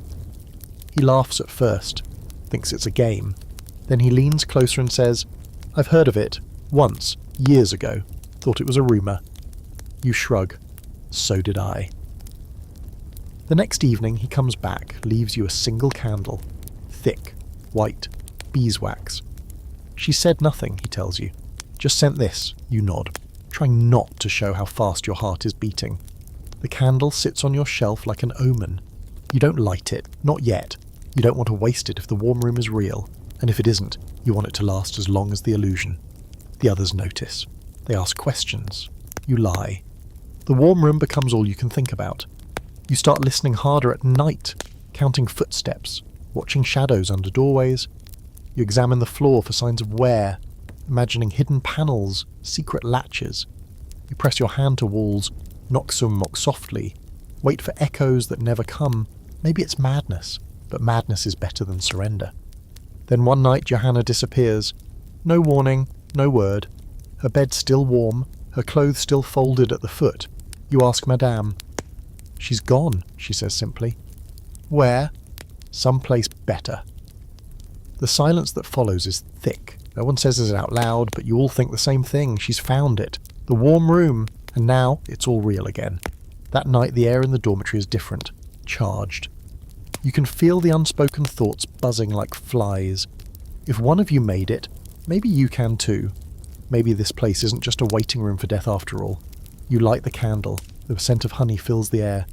You press your eyes closed and pretend it's the fireplace in the secret room. And for one brief moment, you believe. You stop washing your hair by mid-January. Not because you've given up. Not exactly. But because water this time of year turns to ice before it hits your scalp. The last time you tried, you stood hunched over the tin basin in the corner of the room, pouring ladlefuls of water that steamed faintly in the air, rubbing at your scalp with cold fingers until your skin went numb. You made it halfway through before your hands locked up and your teeth started chattering so hard you bit the inside of your cheek. You walked around with damp braids for 3 days and earned yourself a cough that hasn't quite left, so now your hair is stiff with oil and soot, twisted into a bun and tucked under a cap that used to be white. You comb it with your fingers, pulling out bits of straw and the occasional piece of bread crust, and sometimes you pretend you've styled it that way on purpose, like a noblewoman too fashionable for soap. You're not the only one. Most of the girls have stopped trying. Vanity is a warm weather game. The lice don't seem to mind. They thrive in the layers, those clever little things you scratch at your neck constantly now, quick and sharp like a nervous twitch. Some girls try to fight them with vinegar or ash. Clara used the garlic once, said her grandmother swore by it. It worked for a while, but she smelled like soup for a week and no client wanted her near. Morel just gave up entirely. She calls them winter companions, and jokes that they're the only things that stick around longer than men. The worst part is when they get in your eyebrows. You can't even scratch without making it obvious. So you suffer through the itch, all while fluttering your lashes and trying to look desirable.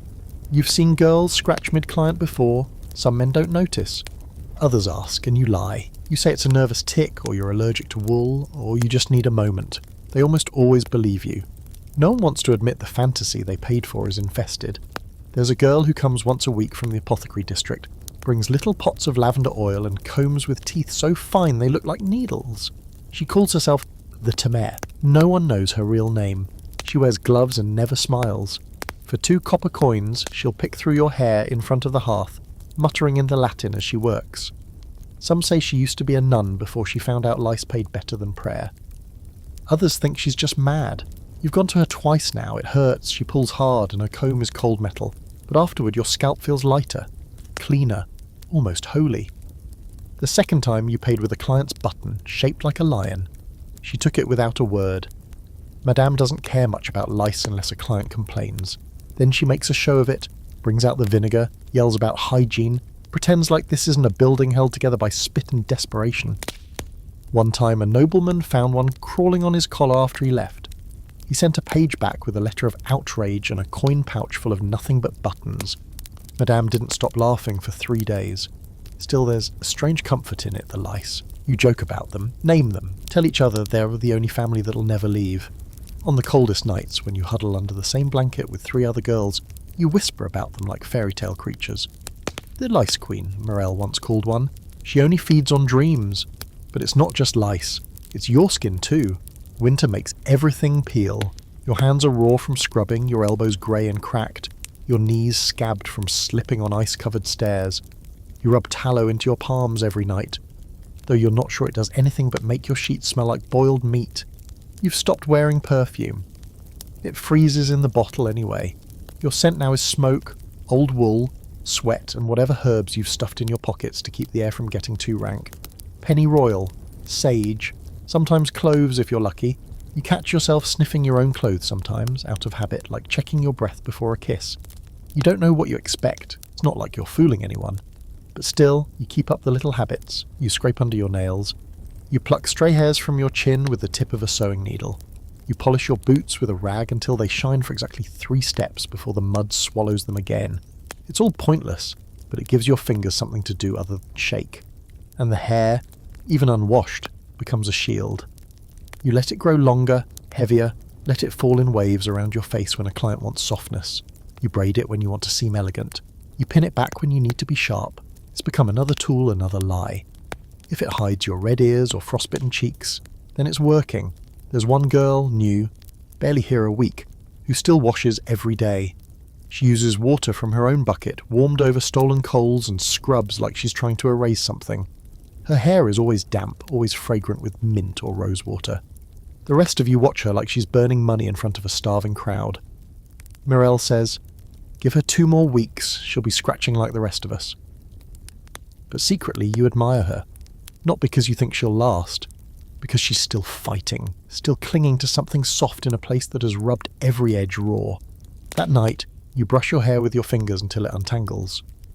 You don't have a comb anymore, lost it to a bet you didn't mean to win, but your fingers work fine. You twist your hair into a loose braid and tuck it behind your ear. Then you press your face to the window pane, watching snow drift through the alley like ash. You catch your reflection in the glass, smudged, blurry, streaked with the shape of 1,000 other breaths. But your eyes are clear, tired, yes, worn, but still you. You mutter good night to your lice like you always do. You curl up under the blanket that smells faintly of vinegar and smoke, and you let your hair fall over your face like a curtain. It's not clean, but it's yours. By late January, survival starts looking less like endurance and more like quiet collaboration. The cold stops being the enemy. It becomes the weather you live inside of, like a second skin. You stop expecting comfort. You stop waiting for relief. And instead, you start watching the women around you more closely, taking note of who can boil water without burning the pot, who's best at warming the blankets before bed, who's willing to let someone else share a corner of their heat without turning it into a transaction. This is how the unspoken pact begins. It's not formal. No one sits down and agrees. But something shifts between you and the other girls, a silent nod of recognition that says, "I won't take what you need if you won't take what I need." In a place where everything is short, coin, food, kindness, heat becomes the one thing you're suddenly willing to share. Because the truth is, you're all slowly freezing to death. And no one wants to go first. It starts one night when you wake up to find Mirelle pressed against your back. She's shivering so hard it feels like you're lying next to a heartbeat. She doesn't say anything, doesn't ask, just curls into you like she belongs there. You almost shove her away out of instinct. There's barely enough room in your bed for one body, let alone 2, but then you feel her breath warm against your neck and something in you unclenches. You let her stay. The next night you're the one slipping into someone else's bed, Johanna's, this time. You don't explain. She doesn't ask. She just lifts her blanket, scoots over, and exhales like she's been waiting for you to come. It becomes normal after that. A rotating arrangement, like bedmates in a soldier's camp. Whoever's sickest gets the middle. Whoever's newest gets an extra edge of blanket. You all sweat a little more, sleep a little less. But you stay warmer, and that's worth it. Some nights you end up with 3 girls packed into a bed meant for one. Mirelle's feet in your lap, Clara's elbow under your ribs, someone else's hair in your mouth. You grumble and roll over and pull the blanket tighter around you all like a mother hen. In the dark, someone laughs. And for a second it almost feels like a slumber party. A terrible, lice-ridden, wine-breath slumber party. Of course not everyone agrees with the new order. Edeline refuses to share. She says it's weakness. You let someone that close up, they'll take more than just warmth. She wraps herself in 3 blankets every night and sleeps like a tomb. You hear her coughing through the wall. It's getting worse, but no one says anything. If she wants to freeze alone, that's her right. Madame notices the shift too. Her eyes are sharp, always watching. She doesn't comment on the shared beds, but she does start locking the good blankets in her chest again. Says too many are going missing. No one corrects her. You're not stealing them, just redistributing them. There's a moment, about a week into this new habit, when you catch yourself reaching out to adjust Morelle's scarf while she's sleeping. She's snoring, mouth open like a fish, and there's a draft sneaking in by her collarbone. You tuck the edge of the fabric into her shift, gentle, careful, and she doesn't wake. That tiny gesture sticks with you, because it doesn't feel like survival. It feels like care, and care is dangerous. Care makes people vulnerable. It makes you notice things, like how Clara winces every time she lifts her arm. Old bruises, never explained. Or how Johanna's knuckles are red and split from washing laundry in half-frozen water. Or how Morelle cries in her sleep some nights, mouthing someone's name you've never heard her say aloud. You don't ask, you just hold them tighter when it happens. There's an old tale that floats around brothels like this one, that women who huddle together in winter form a bond that even death can't break. You've heard whispers of girls who stayed friends for life, who ran away together, who saved each other from fires or fever or worse. It sounds like fantasy, but now you wonder if maybe it's just very rare truth, because it's not love, not exactly.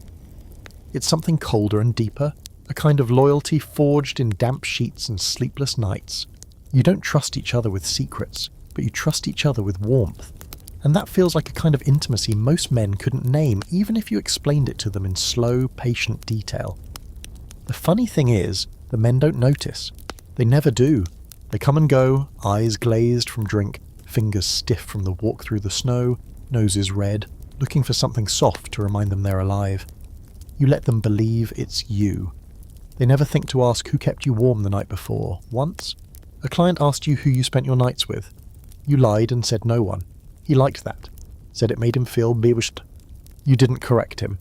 But later, when you crawled back into your shared bed, Morelle wrapped her legs around yours and muttered, "Duh, you're always freezing, you're like a damn corpse," and you grinned into the dark.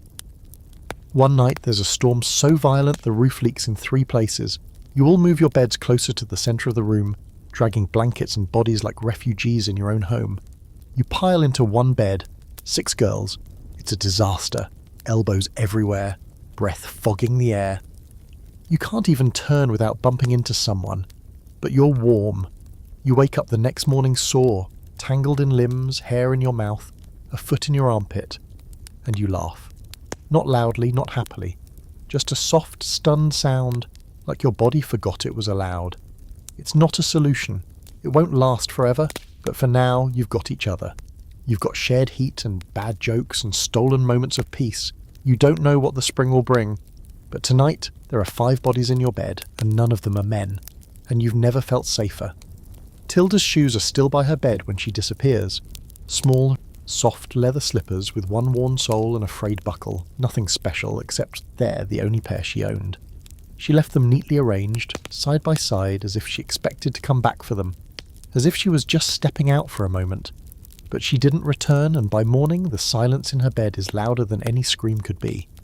No one says anything right away. You all pretend not to notice the missing shape in the corner. You go about the routine, shaking out the quilts, washing your face in the cracked basin, pinning up your hair with fingers too stiff from cold to be gentle, but your eyes keep drifting back to those shoes. They don't gather dust, they gather questions. Madame doesn't mention her. That's how you know it's final. Because if she'd been sent somewhere, Madame would gloat. If she'd run away, Madame would fume. But when Madame says nothing, that's death. No name, no eulogy, no last rites. Just a girl erased. It happens sometimes in winter. Quietly. Not with fever or blood or drama, but with stillness. One night they're there, the next just a blanket pulled tight over a lump of straw. You're not sure who removes the body. One of the kitchen boys, maybe. Or Otwin, though he never says. It's done fast, efficient, as if it never mattered who she was. But you remember, Tilda was the kind of quiet that made people uncomfortable. She didn't cry, didn't flirt, didn't speak unless spoken to. You once watched her sit by the fire and twist a piece of thread into shapes for almost an hour. Her fingers were always busy, braiding, tying, stitching invisible things. She didn't ask for favours, didn't complain, she just existed. Now she doesn't. That night you all gather tighter. Not just for warmth, for reassurance. 6 girls in 2 beds, every limb touching. You lie awake between Johanna and Clara staring at the ceiling, listening to Mirelle snore softly at the foot of the bed. Clara whispers, "Do you think she died in her sleep?" You shrug. Better than dying awake. Silence. Then Johanna murmurs, "Maybe she found the warm room." It's a cruel kind of hope, and no one answers. You want to believe it, but her shoes were still there, her threads still lying in a little tangled knot on her pillow. People don't leave those kinds of things behind when they escape. They leave them behind when they fall. In the morning, her bed is gone. Not just stripped, gone. Madame had the boys drag it out back, burn it with the mattress. The space is empty now, a hollow on the floor where straw used to rustle and a body used to breathe. You don't talk about her after that, that's the rule. To speak of the gone is to invite the same fate. But you find yourself looking for her in little places. The hem of a borrowed skirt, the corner of a shared blanket, the knot of hair tangled in your comb, remnants, hints, echoes, and you keep waking up in the middle of the night, sure you've heard her voice, a cough, a sigh, a thread snapping. You hear it again 3 days later. You sit up fast, heart pounding, scanning the room. Everyone else is asleep. You move quietly, careful not to wake them, and cross the floor to where Tilda used to sleep. Nothing. No sound, no breath. Just cold floorboards and a faint smell of wax. You lie back down, telling yourself it's just your mind playing tricks. Winter does that. It gets into your head, rearranges the furniture of your thoughts until even ghosts seem like guests. But it's not just you. The next day, Clara says she dreamed of Tilda standing at the foot of the bed, watching you all. Not angry, not sad, just there. "She was holding her shoes," Clara says, voice small. No one replies, but Mirelle starts sleeping with a candle under her pillow, and Johanna mutters a prayer you've never heard before. You wonder what it means to vanish like that. Not with a bang, not even with a farewell, just a slow slip into the quiet. A girl reduced to soot and silence, not even a name on a headstone, just a story whispered, when the wind howls hard enough to sound like her voice. There's a fringe belief that girls who die in brothels haunt them forever, that they stay near the beds where they worked, invisible hands brushing the blankets, warming the air for the living. Not out of vengeance, but out of habit. The work never ends, not even in death. You want to believe Tilda is still here, that she's sitting beside the brazier in the early hours, threading her fingers through air, tying knots you can't see, that she found peace or at least purpose. But then you remember her silence, how she never reached out, how none of you reached back, and the guilt settles heavy on your chest. Mirelle says this winter has already taken more girls than the last two combined. "It's the frost this year," she mutters. "It's got teeth." She might be right. Your own hands are starting to go numb at the tips. You've been waking with bloody noses, chapped lips that split every time you smile. You've stopped feeling your left pinky toe altogether. You wonder if that's how it starts. Not with pain, but with absence. You tell yourself it won't happen to you. You've got your letter, your warmth-sharing pact, your rituals, your red lips and whispered spells. But Tilda had rituals too, so you sleep with your eyes open now, just a little. Just enough. And every morning you check to make sure your shoes are still by the bed, side by side, waiting. He comes in coughing. Not a dainty little throat clear, not the kind of polite cough you fake when you're nervous. This one is deep and wet and full of heat. The kind of cough that makes you lean back instinctively, like you might catch whatever rot is clinging to his lungs just by breathing the same air. He's dressed like a merchant. Or maybe something higher. Wool coat too fine for this part of town. Boots clean enough to suggest he didn't walk here. He carries himself like someone who's used to being obeyed. But tonight there's something fraying at the edges of his composure. The lines around his eyes are deeper than they should be, and when he smiles, it looks like his lips are doing it without permission. You watch him from across the room, trying to decide. Rich men don't always bring warmth. Sometimes they bring worse things, diseases in velvet gloves, promises dipped in poison. But Madame sees the coin in his hand and waves you forward. "Go on," she mutters. "He's got fever, not madness, and fever burns hot." You obey because that's what you do, because obedience is currency, and because it's been 3 nights since you were paid enough to eat properly. You rise, adjust your bodice, and walk toward him with that familiar blend of poise and caution. Up close, the heat coming off him is startling. Not the warmth of a fire, but the heat of a body burning itself up from the inside. His forehead glistens. His hands shake slightly as he lifts a hand to gesture toward the back room. You hesitate, just for a second. He sees it. "I'm not dying, he says. "Just cold." You doubt that, but you nod anyway. The room you take him to is one of the better ones. There's still a lingering smell of cloves and candle smoke from whoever used it last.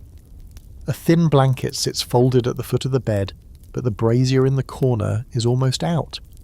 You kneel and poke at the coals, adding 2 bits of stolen kindling from your stash when he's not looking. They spark back to life with a lazy hiss. He sits heavily on the edge of the bed, breathing too fast. You offer him wine, and he waves it off. "Too sweet," he rasps. You offer your hand instead, and he takes it with fingers hot and clammy. You feel the tremble run through his whole arm. "You look like someone who's used to being warm," you say, voice gentle.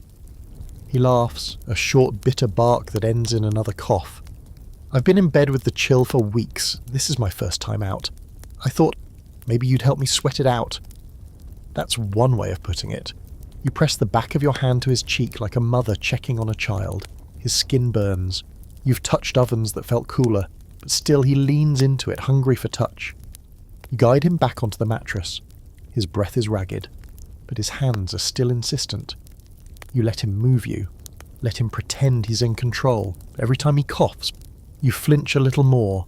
There's a moment just before he closes his eyes when he whispers something. You lean in to hear, but all he says is, "I miss being warm." You do your work as gently as you can.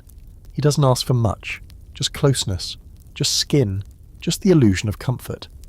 By the end of it, he's soaked in sweat, and your chemise clings to your back like a wet rag. When he finally drifts off, you sit beside him and watch his chest rise and fall. Too fast, too shallow. You wonder if he'll die in this room tonight. If he does, you'll be the one to find him. Maybe the one to clean up after him too. Madame won't touch a corpse, so not unless there's jewellery to remove. But he doesn't die, not that night. Just sleeps like the dead. When he leaves in the morning, he gives you more than you expected. A pouch heavier than usual. No note, no comment, just a nod and a look that might be apology, might be nothing. You wash yourself in snowmelt and scrub your arms until your skin stings. Still, the heat from him lingers, not in a pleasant way, in the way sickness does, curling its fingers into your lungs and waiting. You find yourself breathing shallowly for the rest of the day, just in case. That night, you sit by the fire with Morel. She's pulling splinters from her palm with a sewing needle and muttering curses in a language you don't recognise. You ask her, "Have you ever had a man bring fever instead of warmth?" She doesn't look up. Every winter. Clara, nearby, shivers and says, "My cousin once kissed a man who had the red cough. Her lips blistered. She died within a week." No one says anything after that. The fire cracks softly, and the room feels colder. The fringe belief is that fever doesn't just kill, it changes you. That if you survive a man's sickness, it stays in your blood, makes you more likely to fall ill again. A curse passed hand to hand. Morel swears she had it once and came back a little different. You ask how, she just taps her temple. But still, you take the risk. You always do, because sickness that pays is better than starving in perfect health.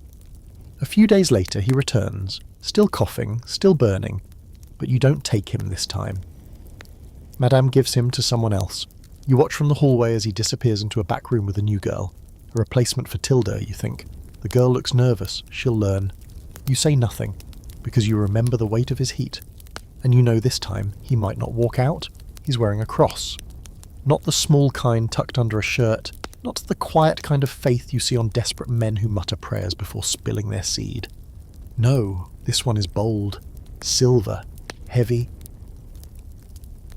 resting just above the neckline of his cloak like a warning, or a dare. He walks in like he owns the floorboards, all black robes and righteous silence, eyes scanning the room not with lust but judgment. You know exactly what he is before he even opens his mouth. A priest. And not the kind who sneaks in through the back door and swears you to secrecy with a coin and a finger to his lips. This one doesn't look like he's here for sin. He looks like he's here to tally it. He removes his gloves slowly, carefully, like he's peeling off something dirty. His skin's pale, tall, uncalloused. You watch from the side of the room, not bothering to pretend you're not eavesdropping. Everyone's watching him. How could you not? The last time someone from the church came through the front door, Madame almost passed out, but this one didn't flinch when she greeted him. He looked her dead in the eye and said, "I've come for confession." It's the strangest thing to say in a brothel. But Madame's no fool. She nods like it's perfectly ordinary and gestures toward the upstairs rooms. He chooses you. You don't know why, that's all. Maybe because you didn't avert your eyes. Maybe because your hair's braided neatly or your lips are redder than usual.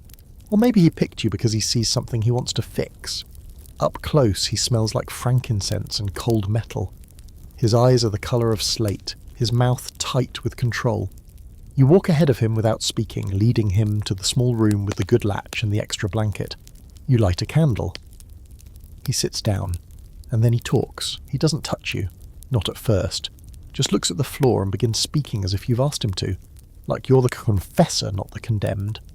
He tells you he's lost his faith. That's how he begins. No pleasantries, no apology. Just the weight of his voice, low and serious, saying, "I'm not sure I believe anymore." You blink, caught off guard. This is new. He doesn't look up, just continues, that the cold has stripped him of charity, that the silence of his church in winter feels like God has turned away, that he's buried too many bodies, prayed over too many mothers, held the hands of too many boys dying of fevers that smelled like blood and vinegar. "I used to believe suffering made us holy," he says, "but now I think it just makes us cold." You sit on the edge of the bed, hands folded in your lap, not sure what to say. You've never been anyone's priest, you've been their secret, their warmth, their scapegoat, never their soul's keeper. But here he is, spilling his doubts like wine onto a floor you scrubbed just last week. Eventually, he looks up, his eyes are wet. "I thought if I came here I'd feel shame, or temptation, but mostly I just feel tired." You reach out not to seduce, but to offer your hand like a lifeline. He takes it, presses his lips to your knuckles like you're something sacred. Then he lays his head in your lap and says, "Tell me something true." So you do. You tell him about the night Tilda vanished, about the frostbite creeping up your feet, the hunger you carry like a second womb. You tell him about Morel's lice queen, and Johanna's bruised ribs, and the candle you haven't dared burn yet. You don't cry, not because you're strong, but because the tears froze out of you weeks ago. He listens. Then slowly he reaches into his cloak and pulls out a bundle wrapped in cloth. Inside, bread, cheese, and a flask, still warm. "For you," he whispers. You share it with him, odd as part of the transaction, not as foreplay, but like two people trying to feel something human again. You break the bread in half, hand him the larger piece. He insists you take it back, you refuse. There's something holy about the silence that follows. When he finally undresses, he moves carefully, like every motion is a question. You don't play a part this time. You don't moan or giggle or whisper sweet nothings. You just touch him gently, with presence, with heat. It's not about seduction, it's about survival. He leaves before dawn, his cross tucked away this time. No words, just a look that says thank you and I'm sorry and I don't know what this was. You don't know either. But the blanket he used smells like incense now. And the air in the room feels different, as if something was cleansed. Madame asks nothing. She just raises an eyebrow when she sees the uneaten crust of bread on your shelf. You shrug. The girls ask later, of course. They're dying to know if he cried during or after. He prayed, you say simply. That shuts them up. There's a fringe belief that when a holy man sins with a whore, her soul gets cleaner and his gets darker. Balance, they call it. You think it's nonsense. But still, you feel a little warmer that night, like something old and heavy has been lifted. You press your fingers to your lips where he kissed them. Then you blow out the candle and go to sleep. For once, you don't dream. She doesn't cry when she tells you. Her face is pale and steady, and she keeps her hands folded neatly in her lap, like she's trying to be the kind of woman you'd meet in a nicer room, in a nicer life. But her fingers twitch. Just once. And that's how you know she's scared. Alice is pregnant. She says it like it's a fact, like she's already accepted it, and maybe she has. You stare at her, trying to think of something comforting, something wise, but all that comes out is a flat, "You're sure?" She nods once. 3 months, then adds, like she's reading your mind, "It wasn't a client." You're not sure if that makes it better or worse. There's no softness here for pregnant women. No glowing, no belly rubs, no doting midwives. A child is not a blessing in a place like this. It's a risk, a debt, a narrowing of already thin options. Madame won't care how it happened. She'll just want it gone. Some girls try to hide it for as long as they can, wrapping rags around their middles and praying they don't show. Others come right out and beg for help, tea, herbs, whispers in the alley, behind the apothecary. There are a dozen ways to end it. Most of them hurt, some of them kill, but Alice sees she wants to keep it. You blink again, not sure you heard her right. Why? She shrugs. I need something that's mine. You feel that deep in your ribs. That's the thing no one says aloud. How little of you belongs to you anymore. Your hands are someone else's. Your smile, your thighs, your time, even your name for some of the girls. They go by what the clients like best. Rose, Belle, Cherry. You don't even flinch anymore when you hear someone call a name that isn't real. But a child, that's not a name. That's not something you can fake or trade or wipe clean with vinegar and lies. It's blood and bone, it stays. You know of 3 girls who tried to keep theirs. 1 bled out in her bed 2 months before delivery. 1 was dragged out by Madam's boys and never seen again. And the 3rd, she made it through the birth, but not the winter. The child lived, was taken, raised by someone else, somewhere else, with a name that erased the mother entirely. You don't tell Alice any of that. She already knows. What you do say is, "Do you have a plan?" She nods slowly. "I have coin saved. I know a woman in the next town who'll take me in. I need to last the winter." It's always winter. The eternal wall between now and later. You think of how the frost curls under doors, how the wind cuts through wool, how the floors never seem dry. This place chews up healthy women. What chance does she have carrying extra weight, vomiting in the mornings, trying to smile with her back arched from pain? But you don't say that either. Instead, you hand her your last handful of dried ginger and whisper, "Chew this when the sickness gets bad." And just like that, you're part of her secret. Later that day, you help her up the stairs slower than usual. You keep watch while she slips out to the alley to vomit. You take her shift in the kitchen when Otwin's yelling about too much ash in the stew.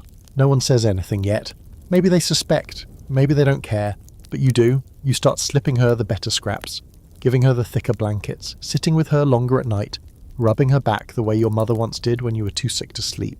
It's a strange feeling, caring, not just out of loyalty or survival or shared misery, but out of something softer, something warmer.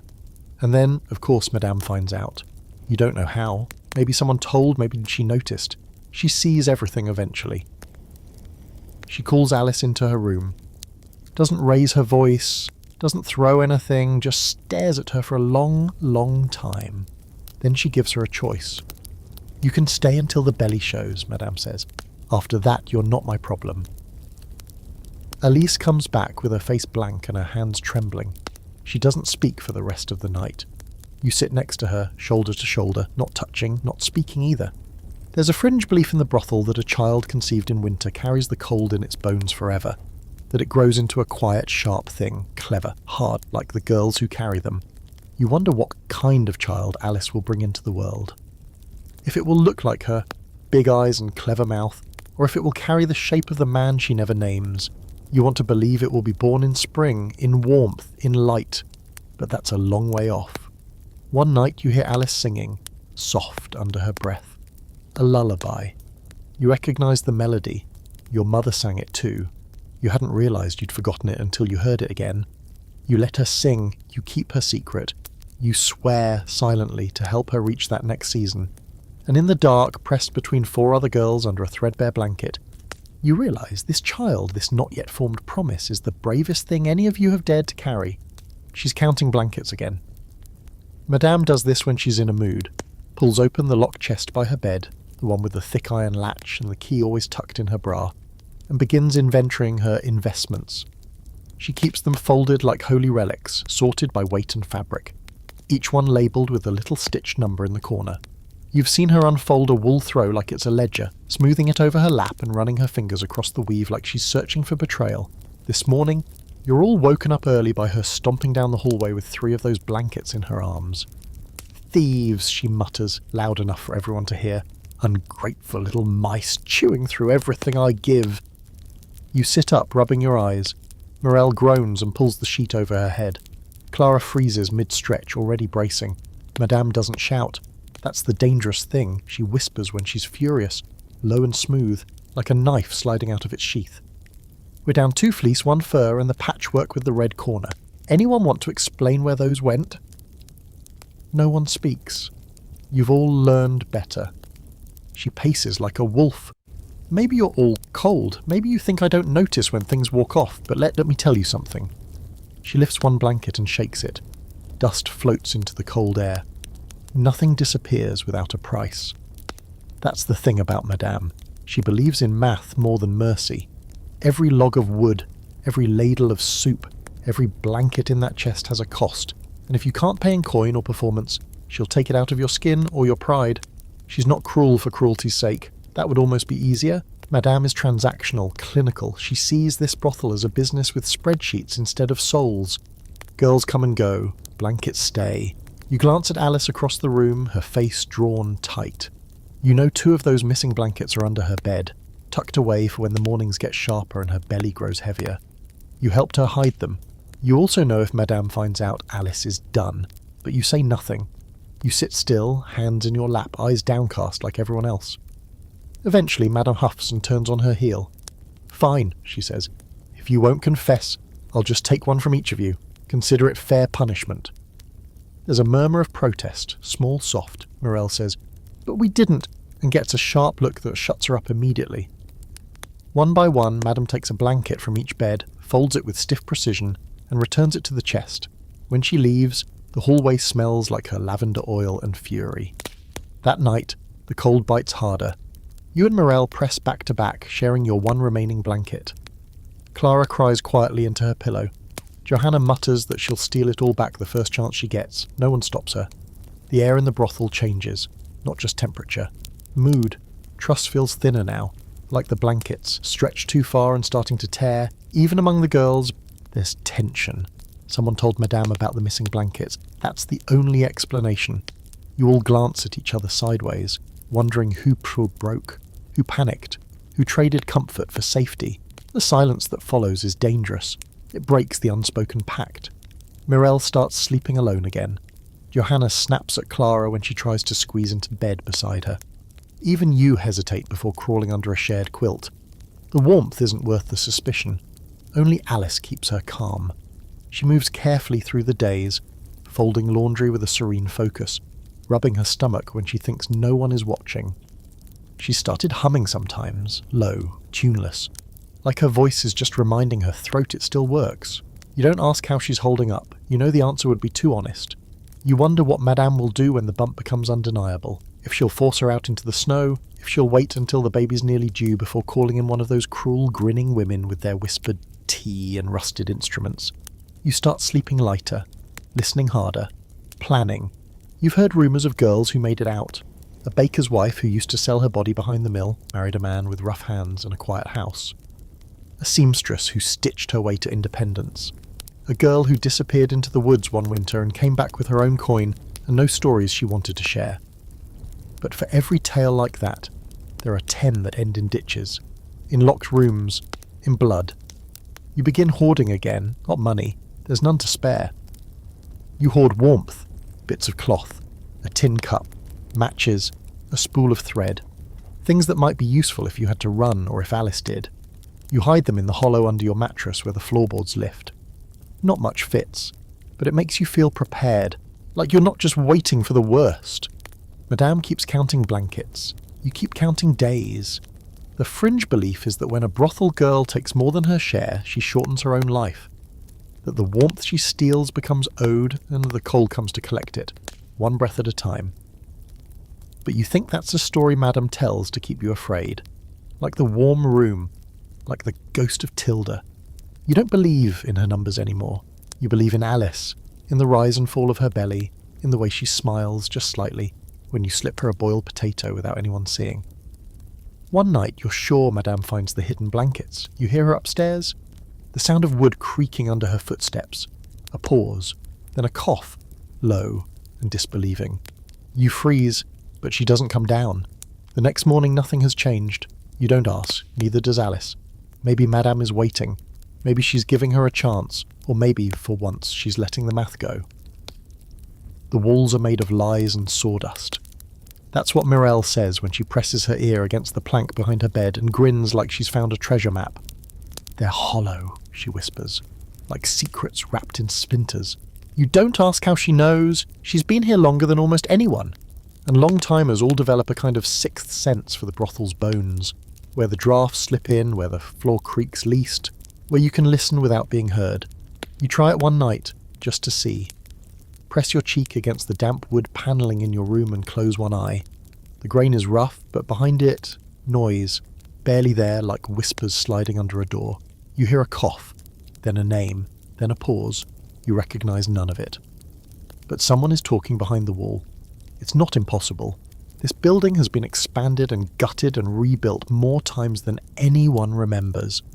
There are corridors that lead nowhere, staircases that end in closets, doors nailed shut with stories behind them. It's part brothel, part beehive. You've always suspected there were more rooms than people admit. What's strange is that lately you've been hearing more than usual. Sometimes you hear murmurs late at night.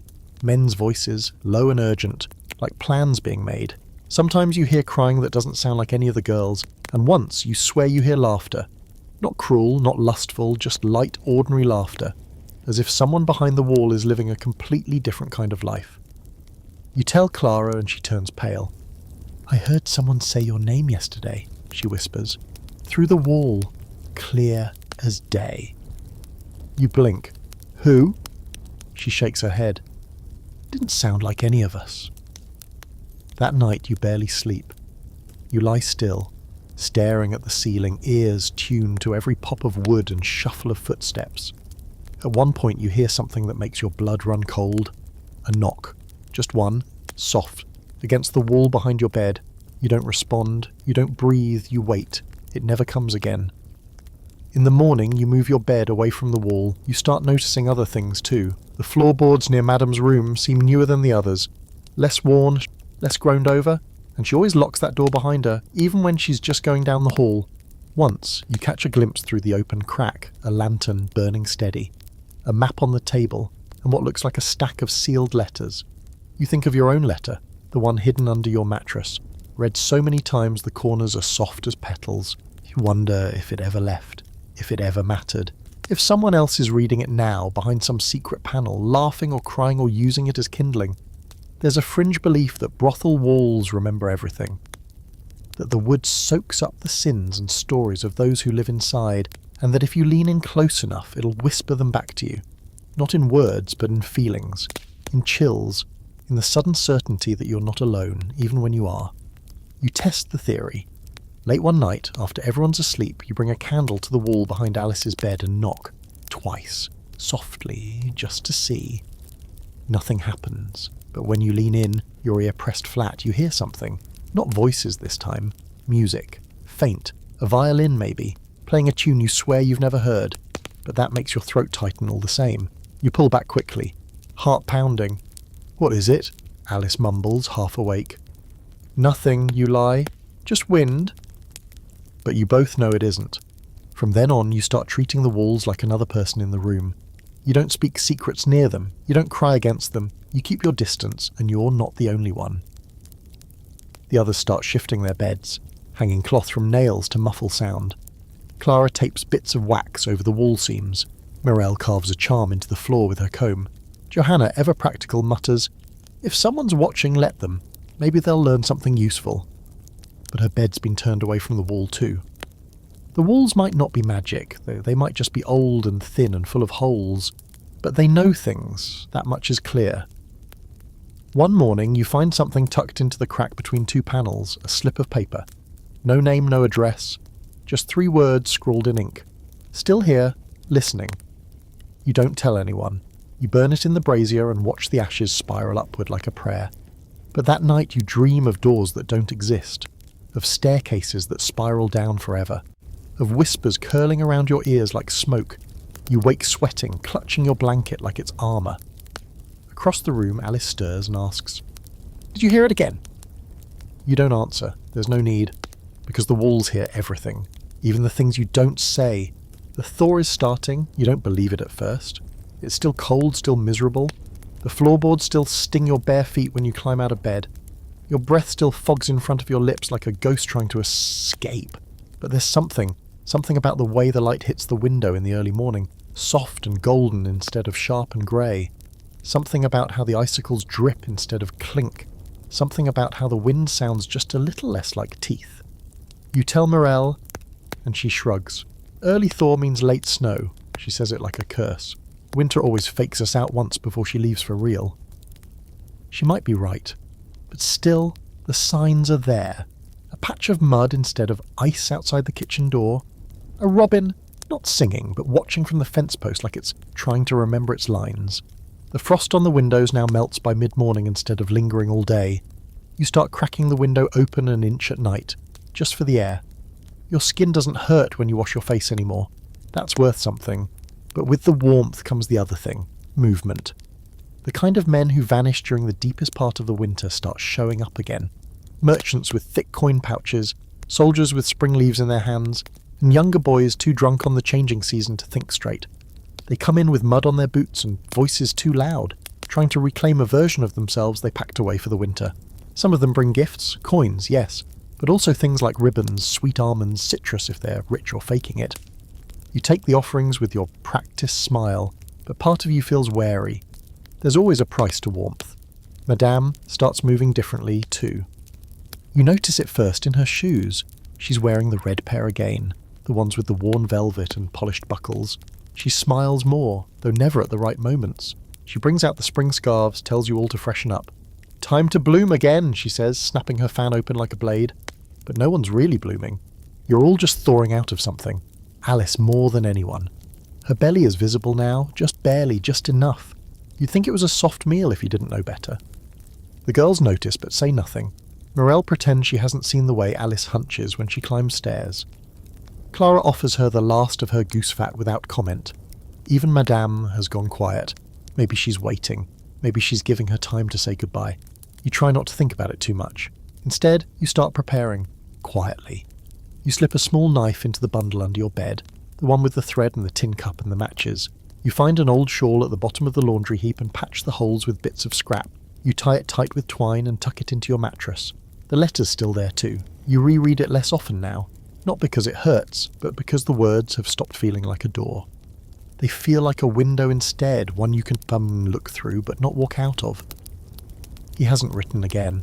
You still imagine what you'd say if he did, but you don't hold your breath. You've learned better. One morning Alice is gone. Not vanished like Tilda, not dragged out like the stories. Just gone. Her bed neatly made, the blankets folded, the leftover potato you gave her wrapped in cloth and left at your door. No note. But she took the 2 blankets you hid for her, the boots, the shawl you stitched with your own hands, and you hope to God she made it. You hope she's walking down some muddy spring road, head high, hands on her bellies, and see child still tucked inside. You hope she gets to name it. That night, no one says her name, not out of fear, out of respect. The thaw is coming, and it's carrying things away with it. The walls are quieter now. You still press your ear to them sometimes, but all you hear is wind and wood groaning as the building stretches its bones. Maybe the ghosts are retreating. Maybe they only haunt in winter. Maybe they're walking out too, following Alice, searching for something warmer. Morel says she's been dreaming of green things, not in full bloom, just small shoots pushing through the snow. She says they're growing out of her stomach. You tell her that's disgusting. She tells you it's beautiful. You both laugh. Clara's been humming more. Nothing in tune, just little fragments of melody. She says it keeps the cold from coming back. Johanna's been sleeping through the night, finally. She doesn't wake gasping anymore. She doesn't whisper prayers into the blanket. You catch her, smiling at the sun one morning like she's surprised it's still showing up. You're all changing, just a little. The men come more often now. The sessions grow longer. Softer sometimes. They ask you questions. Do you like this? Do you have a name? What do you want if you could leave? You lie. Of course, it's your job, but part of you begins to wonder what you would say if you didn't have to lie. You wake one morning and notice your hair's grown longer than you remembered. It curls against your neck. It smells like smoke and salt and something wild. You decide not to cut it. That day you walk to the window and open it all the way. Not just a crack. All the way. You let the cold air in, feel it danger, but it snake down your sleeves and smile anyway. Below, the street is wet with slush. Muddy footprints stretch out like veins. You imagine Alice's among them. You imagine your own someday. And for the first time in a long while, you believe in spring, you survive. It sounds simple when said out loud, but you know better than anyone that survival is anything but. It's never just one decision, never just one act of strength. It's layers. Small, tired choices stacked on top of each other, like bricks in a crooked wall. Get up. Get dressed. Don't let the cold in. Smile when it hurts. Hide your cough. Share your bread. Sleep lightly. Trust carefully. Hope desperately. It's March now, or near enough. You don't keep exact count anymore, but the days are longer, and the sky has softened needed from iron to pewter. The streets are less ice, more mud. You step in puddles now and curse less about it. The rain comes instead of snow, relentless, soaking, honest. A different kind of discomfort. A better one. You've packed your little bundle 3 times now. Once, when Clara said she overheard Madame making a list of dead weight for Sprig's cleaning. Once when Johanna came back from a client with bruises in the shape of fingers and refused to say a word. And once when you just felt it. Something in your gut telling you to be ready. But you haven't left. Not yet. Something keeps holding you in place. The other girls, maybe. The smell of the brazier on cold mornings. The rhythm of footsteps on wood.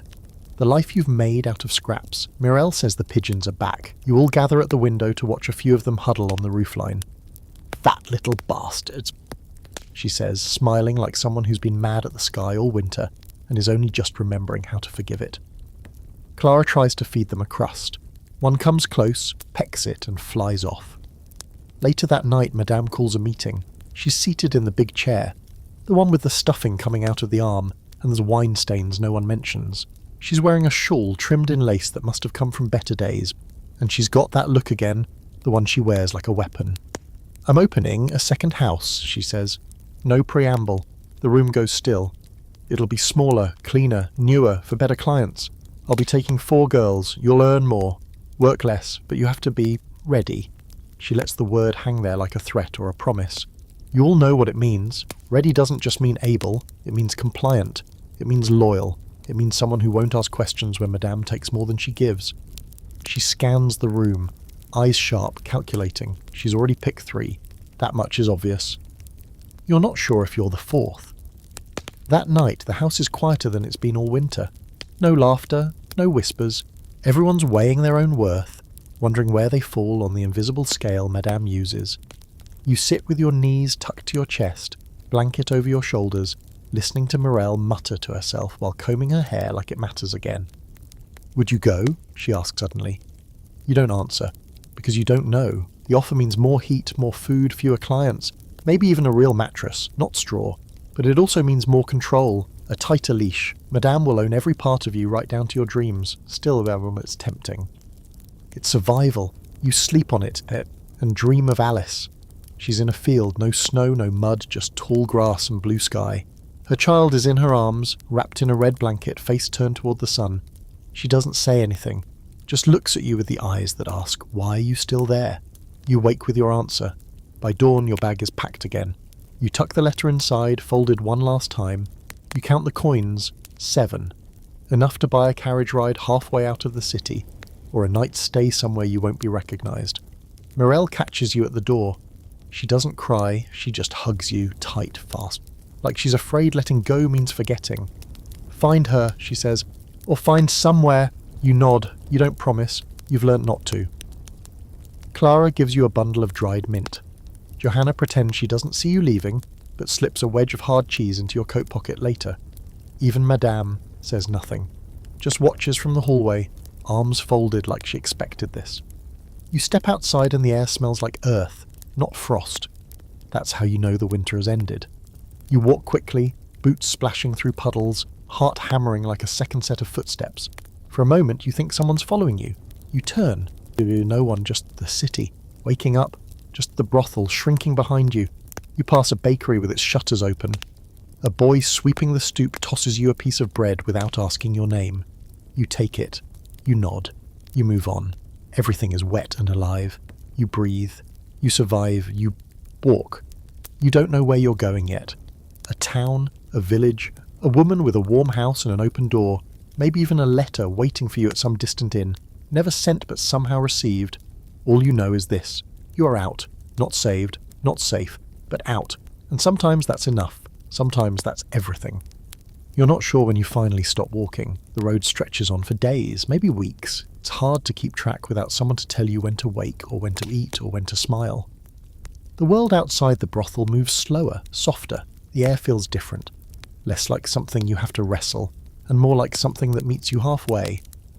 There are nights when the cold creeps in again, of course. It's not a clean escape. Spring in this part of the world still means frostbitten dawns and sleet-soaked hems. But now, when you pull your blanket tight around your shoulders and tuck your knees into your chest, it's your blanket. It's your cold, and strangely that makes it easier. You find a small village. Not much more than a crooked church, a tavern, and a few cottages tucked between the hills like sleeping animals. The people here don't ask where you came from. Maybe they already know. Maybe they've all got ghosts in their pasts too, dragging muddy footprints into new places. You trade work for shelter, carry water, scrub pots, mend a priest's tattered robes and patch a child's toy with the last of your thread. It's hard, honest work, and at the end of each day you fall into your straw bed with the ache of muscles well used, not stolen. You miss the girls sometimes. Mirelle's laugh, Clara's humming, Alice's quiet strength. Sometimes when you pass a woman with tired eyes and chapped hands, you wonder if she escaped too. If you're both survivors pretending to be something simpler now, just maids, just women, just warm bodies in a world that's finally stopped biting quite so hard. You never find Alice, but maybe that's the point. Maybe she got far enough that no one can find her, not even you. Maybe her child sleeps soundly now, bundled in the red blanket you helped stitch, dreaming of fields and sun instead of firewood and frozen floors. You still have the letter.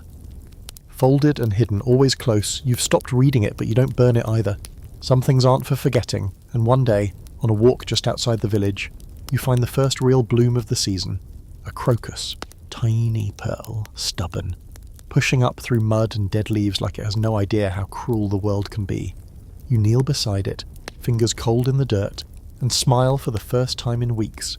Not because it's beautiful, though it is, but because it's proof that something buried can still break the surface, still reach for the light. You sit there for a while, letting the wind press against your face, and realize you don't feel afraid anymore. You're tired, but not afraid. You survived the freeze, you survived the walls, you survived the hunger and the whispers and the long, slow silence of being forgotten. And now you're just a girl in the dirt, watching spring happen. And maybe, just maybe, beginning to believe in what comes next.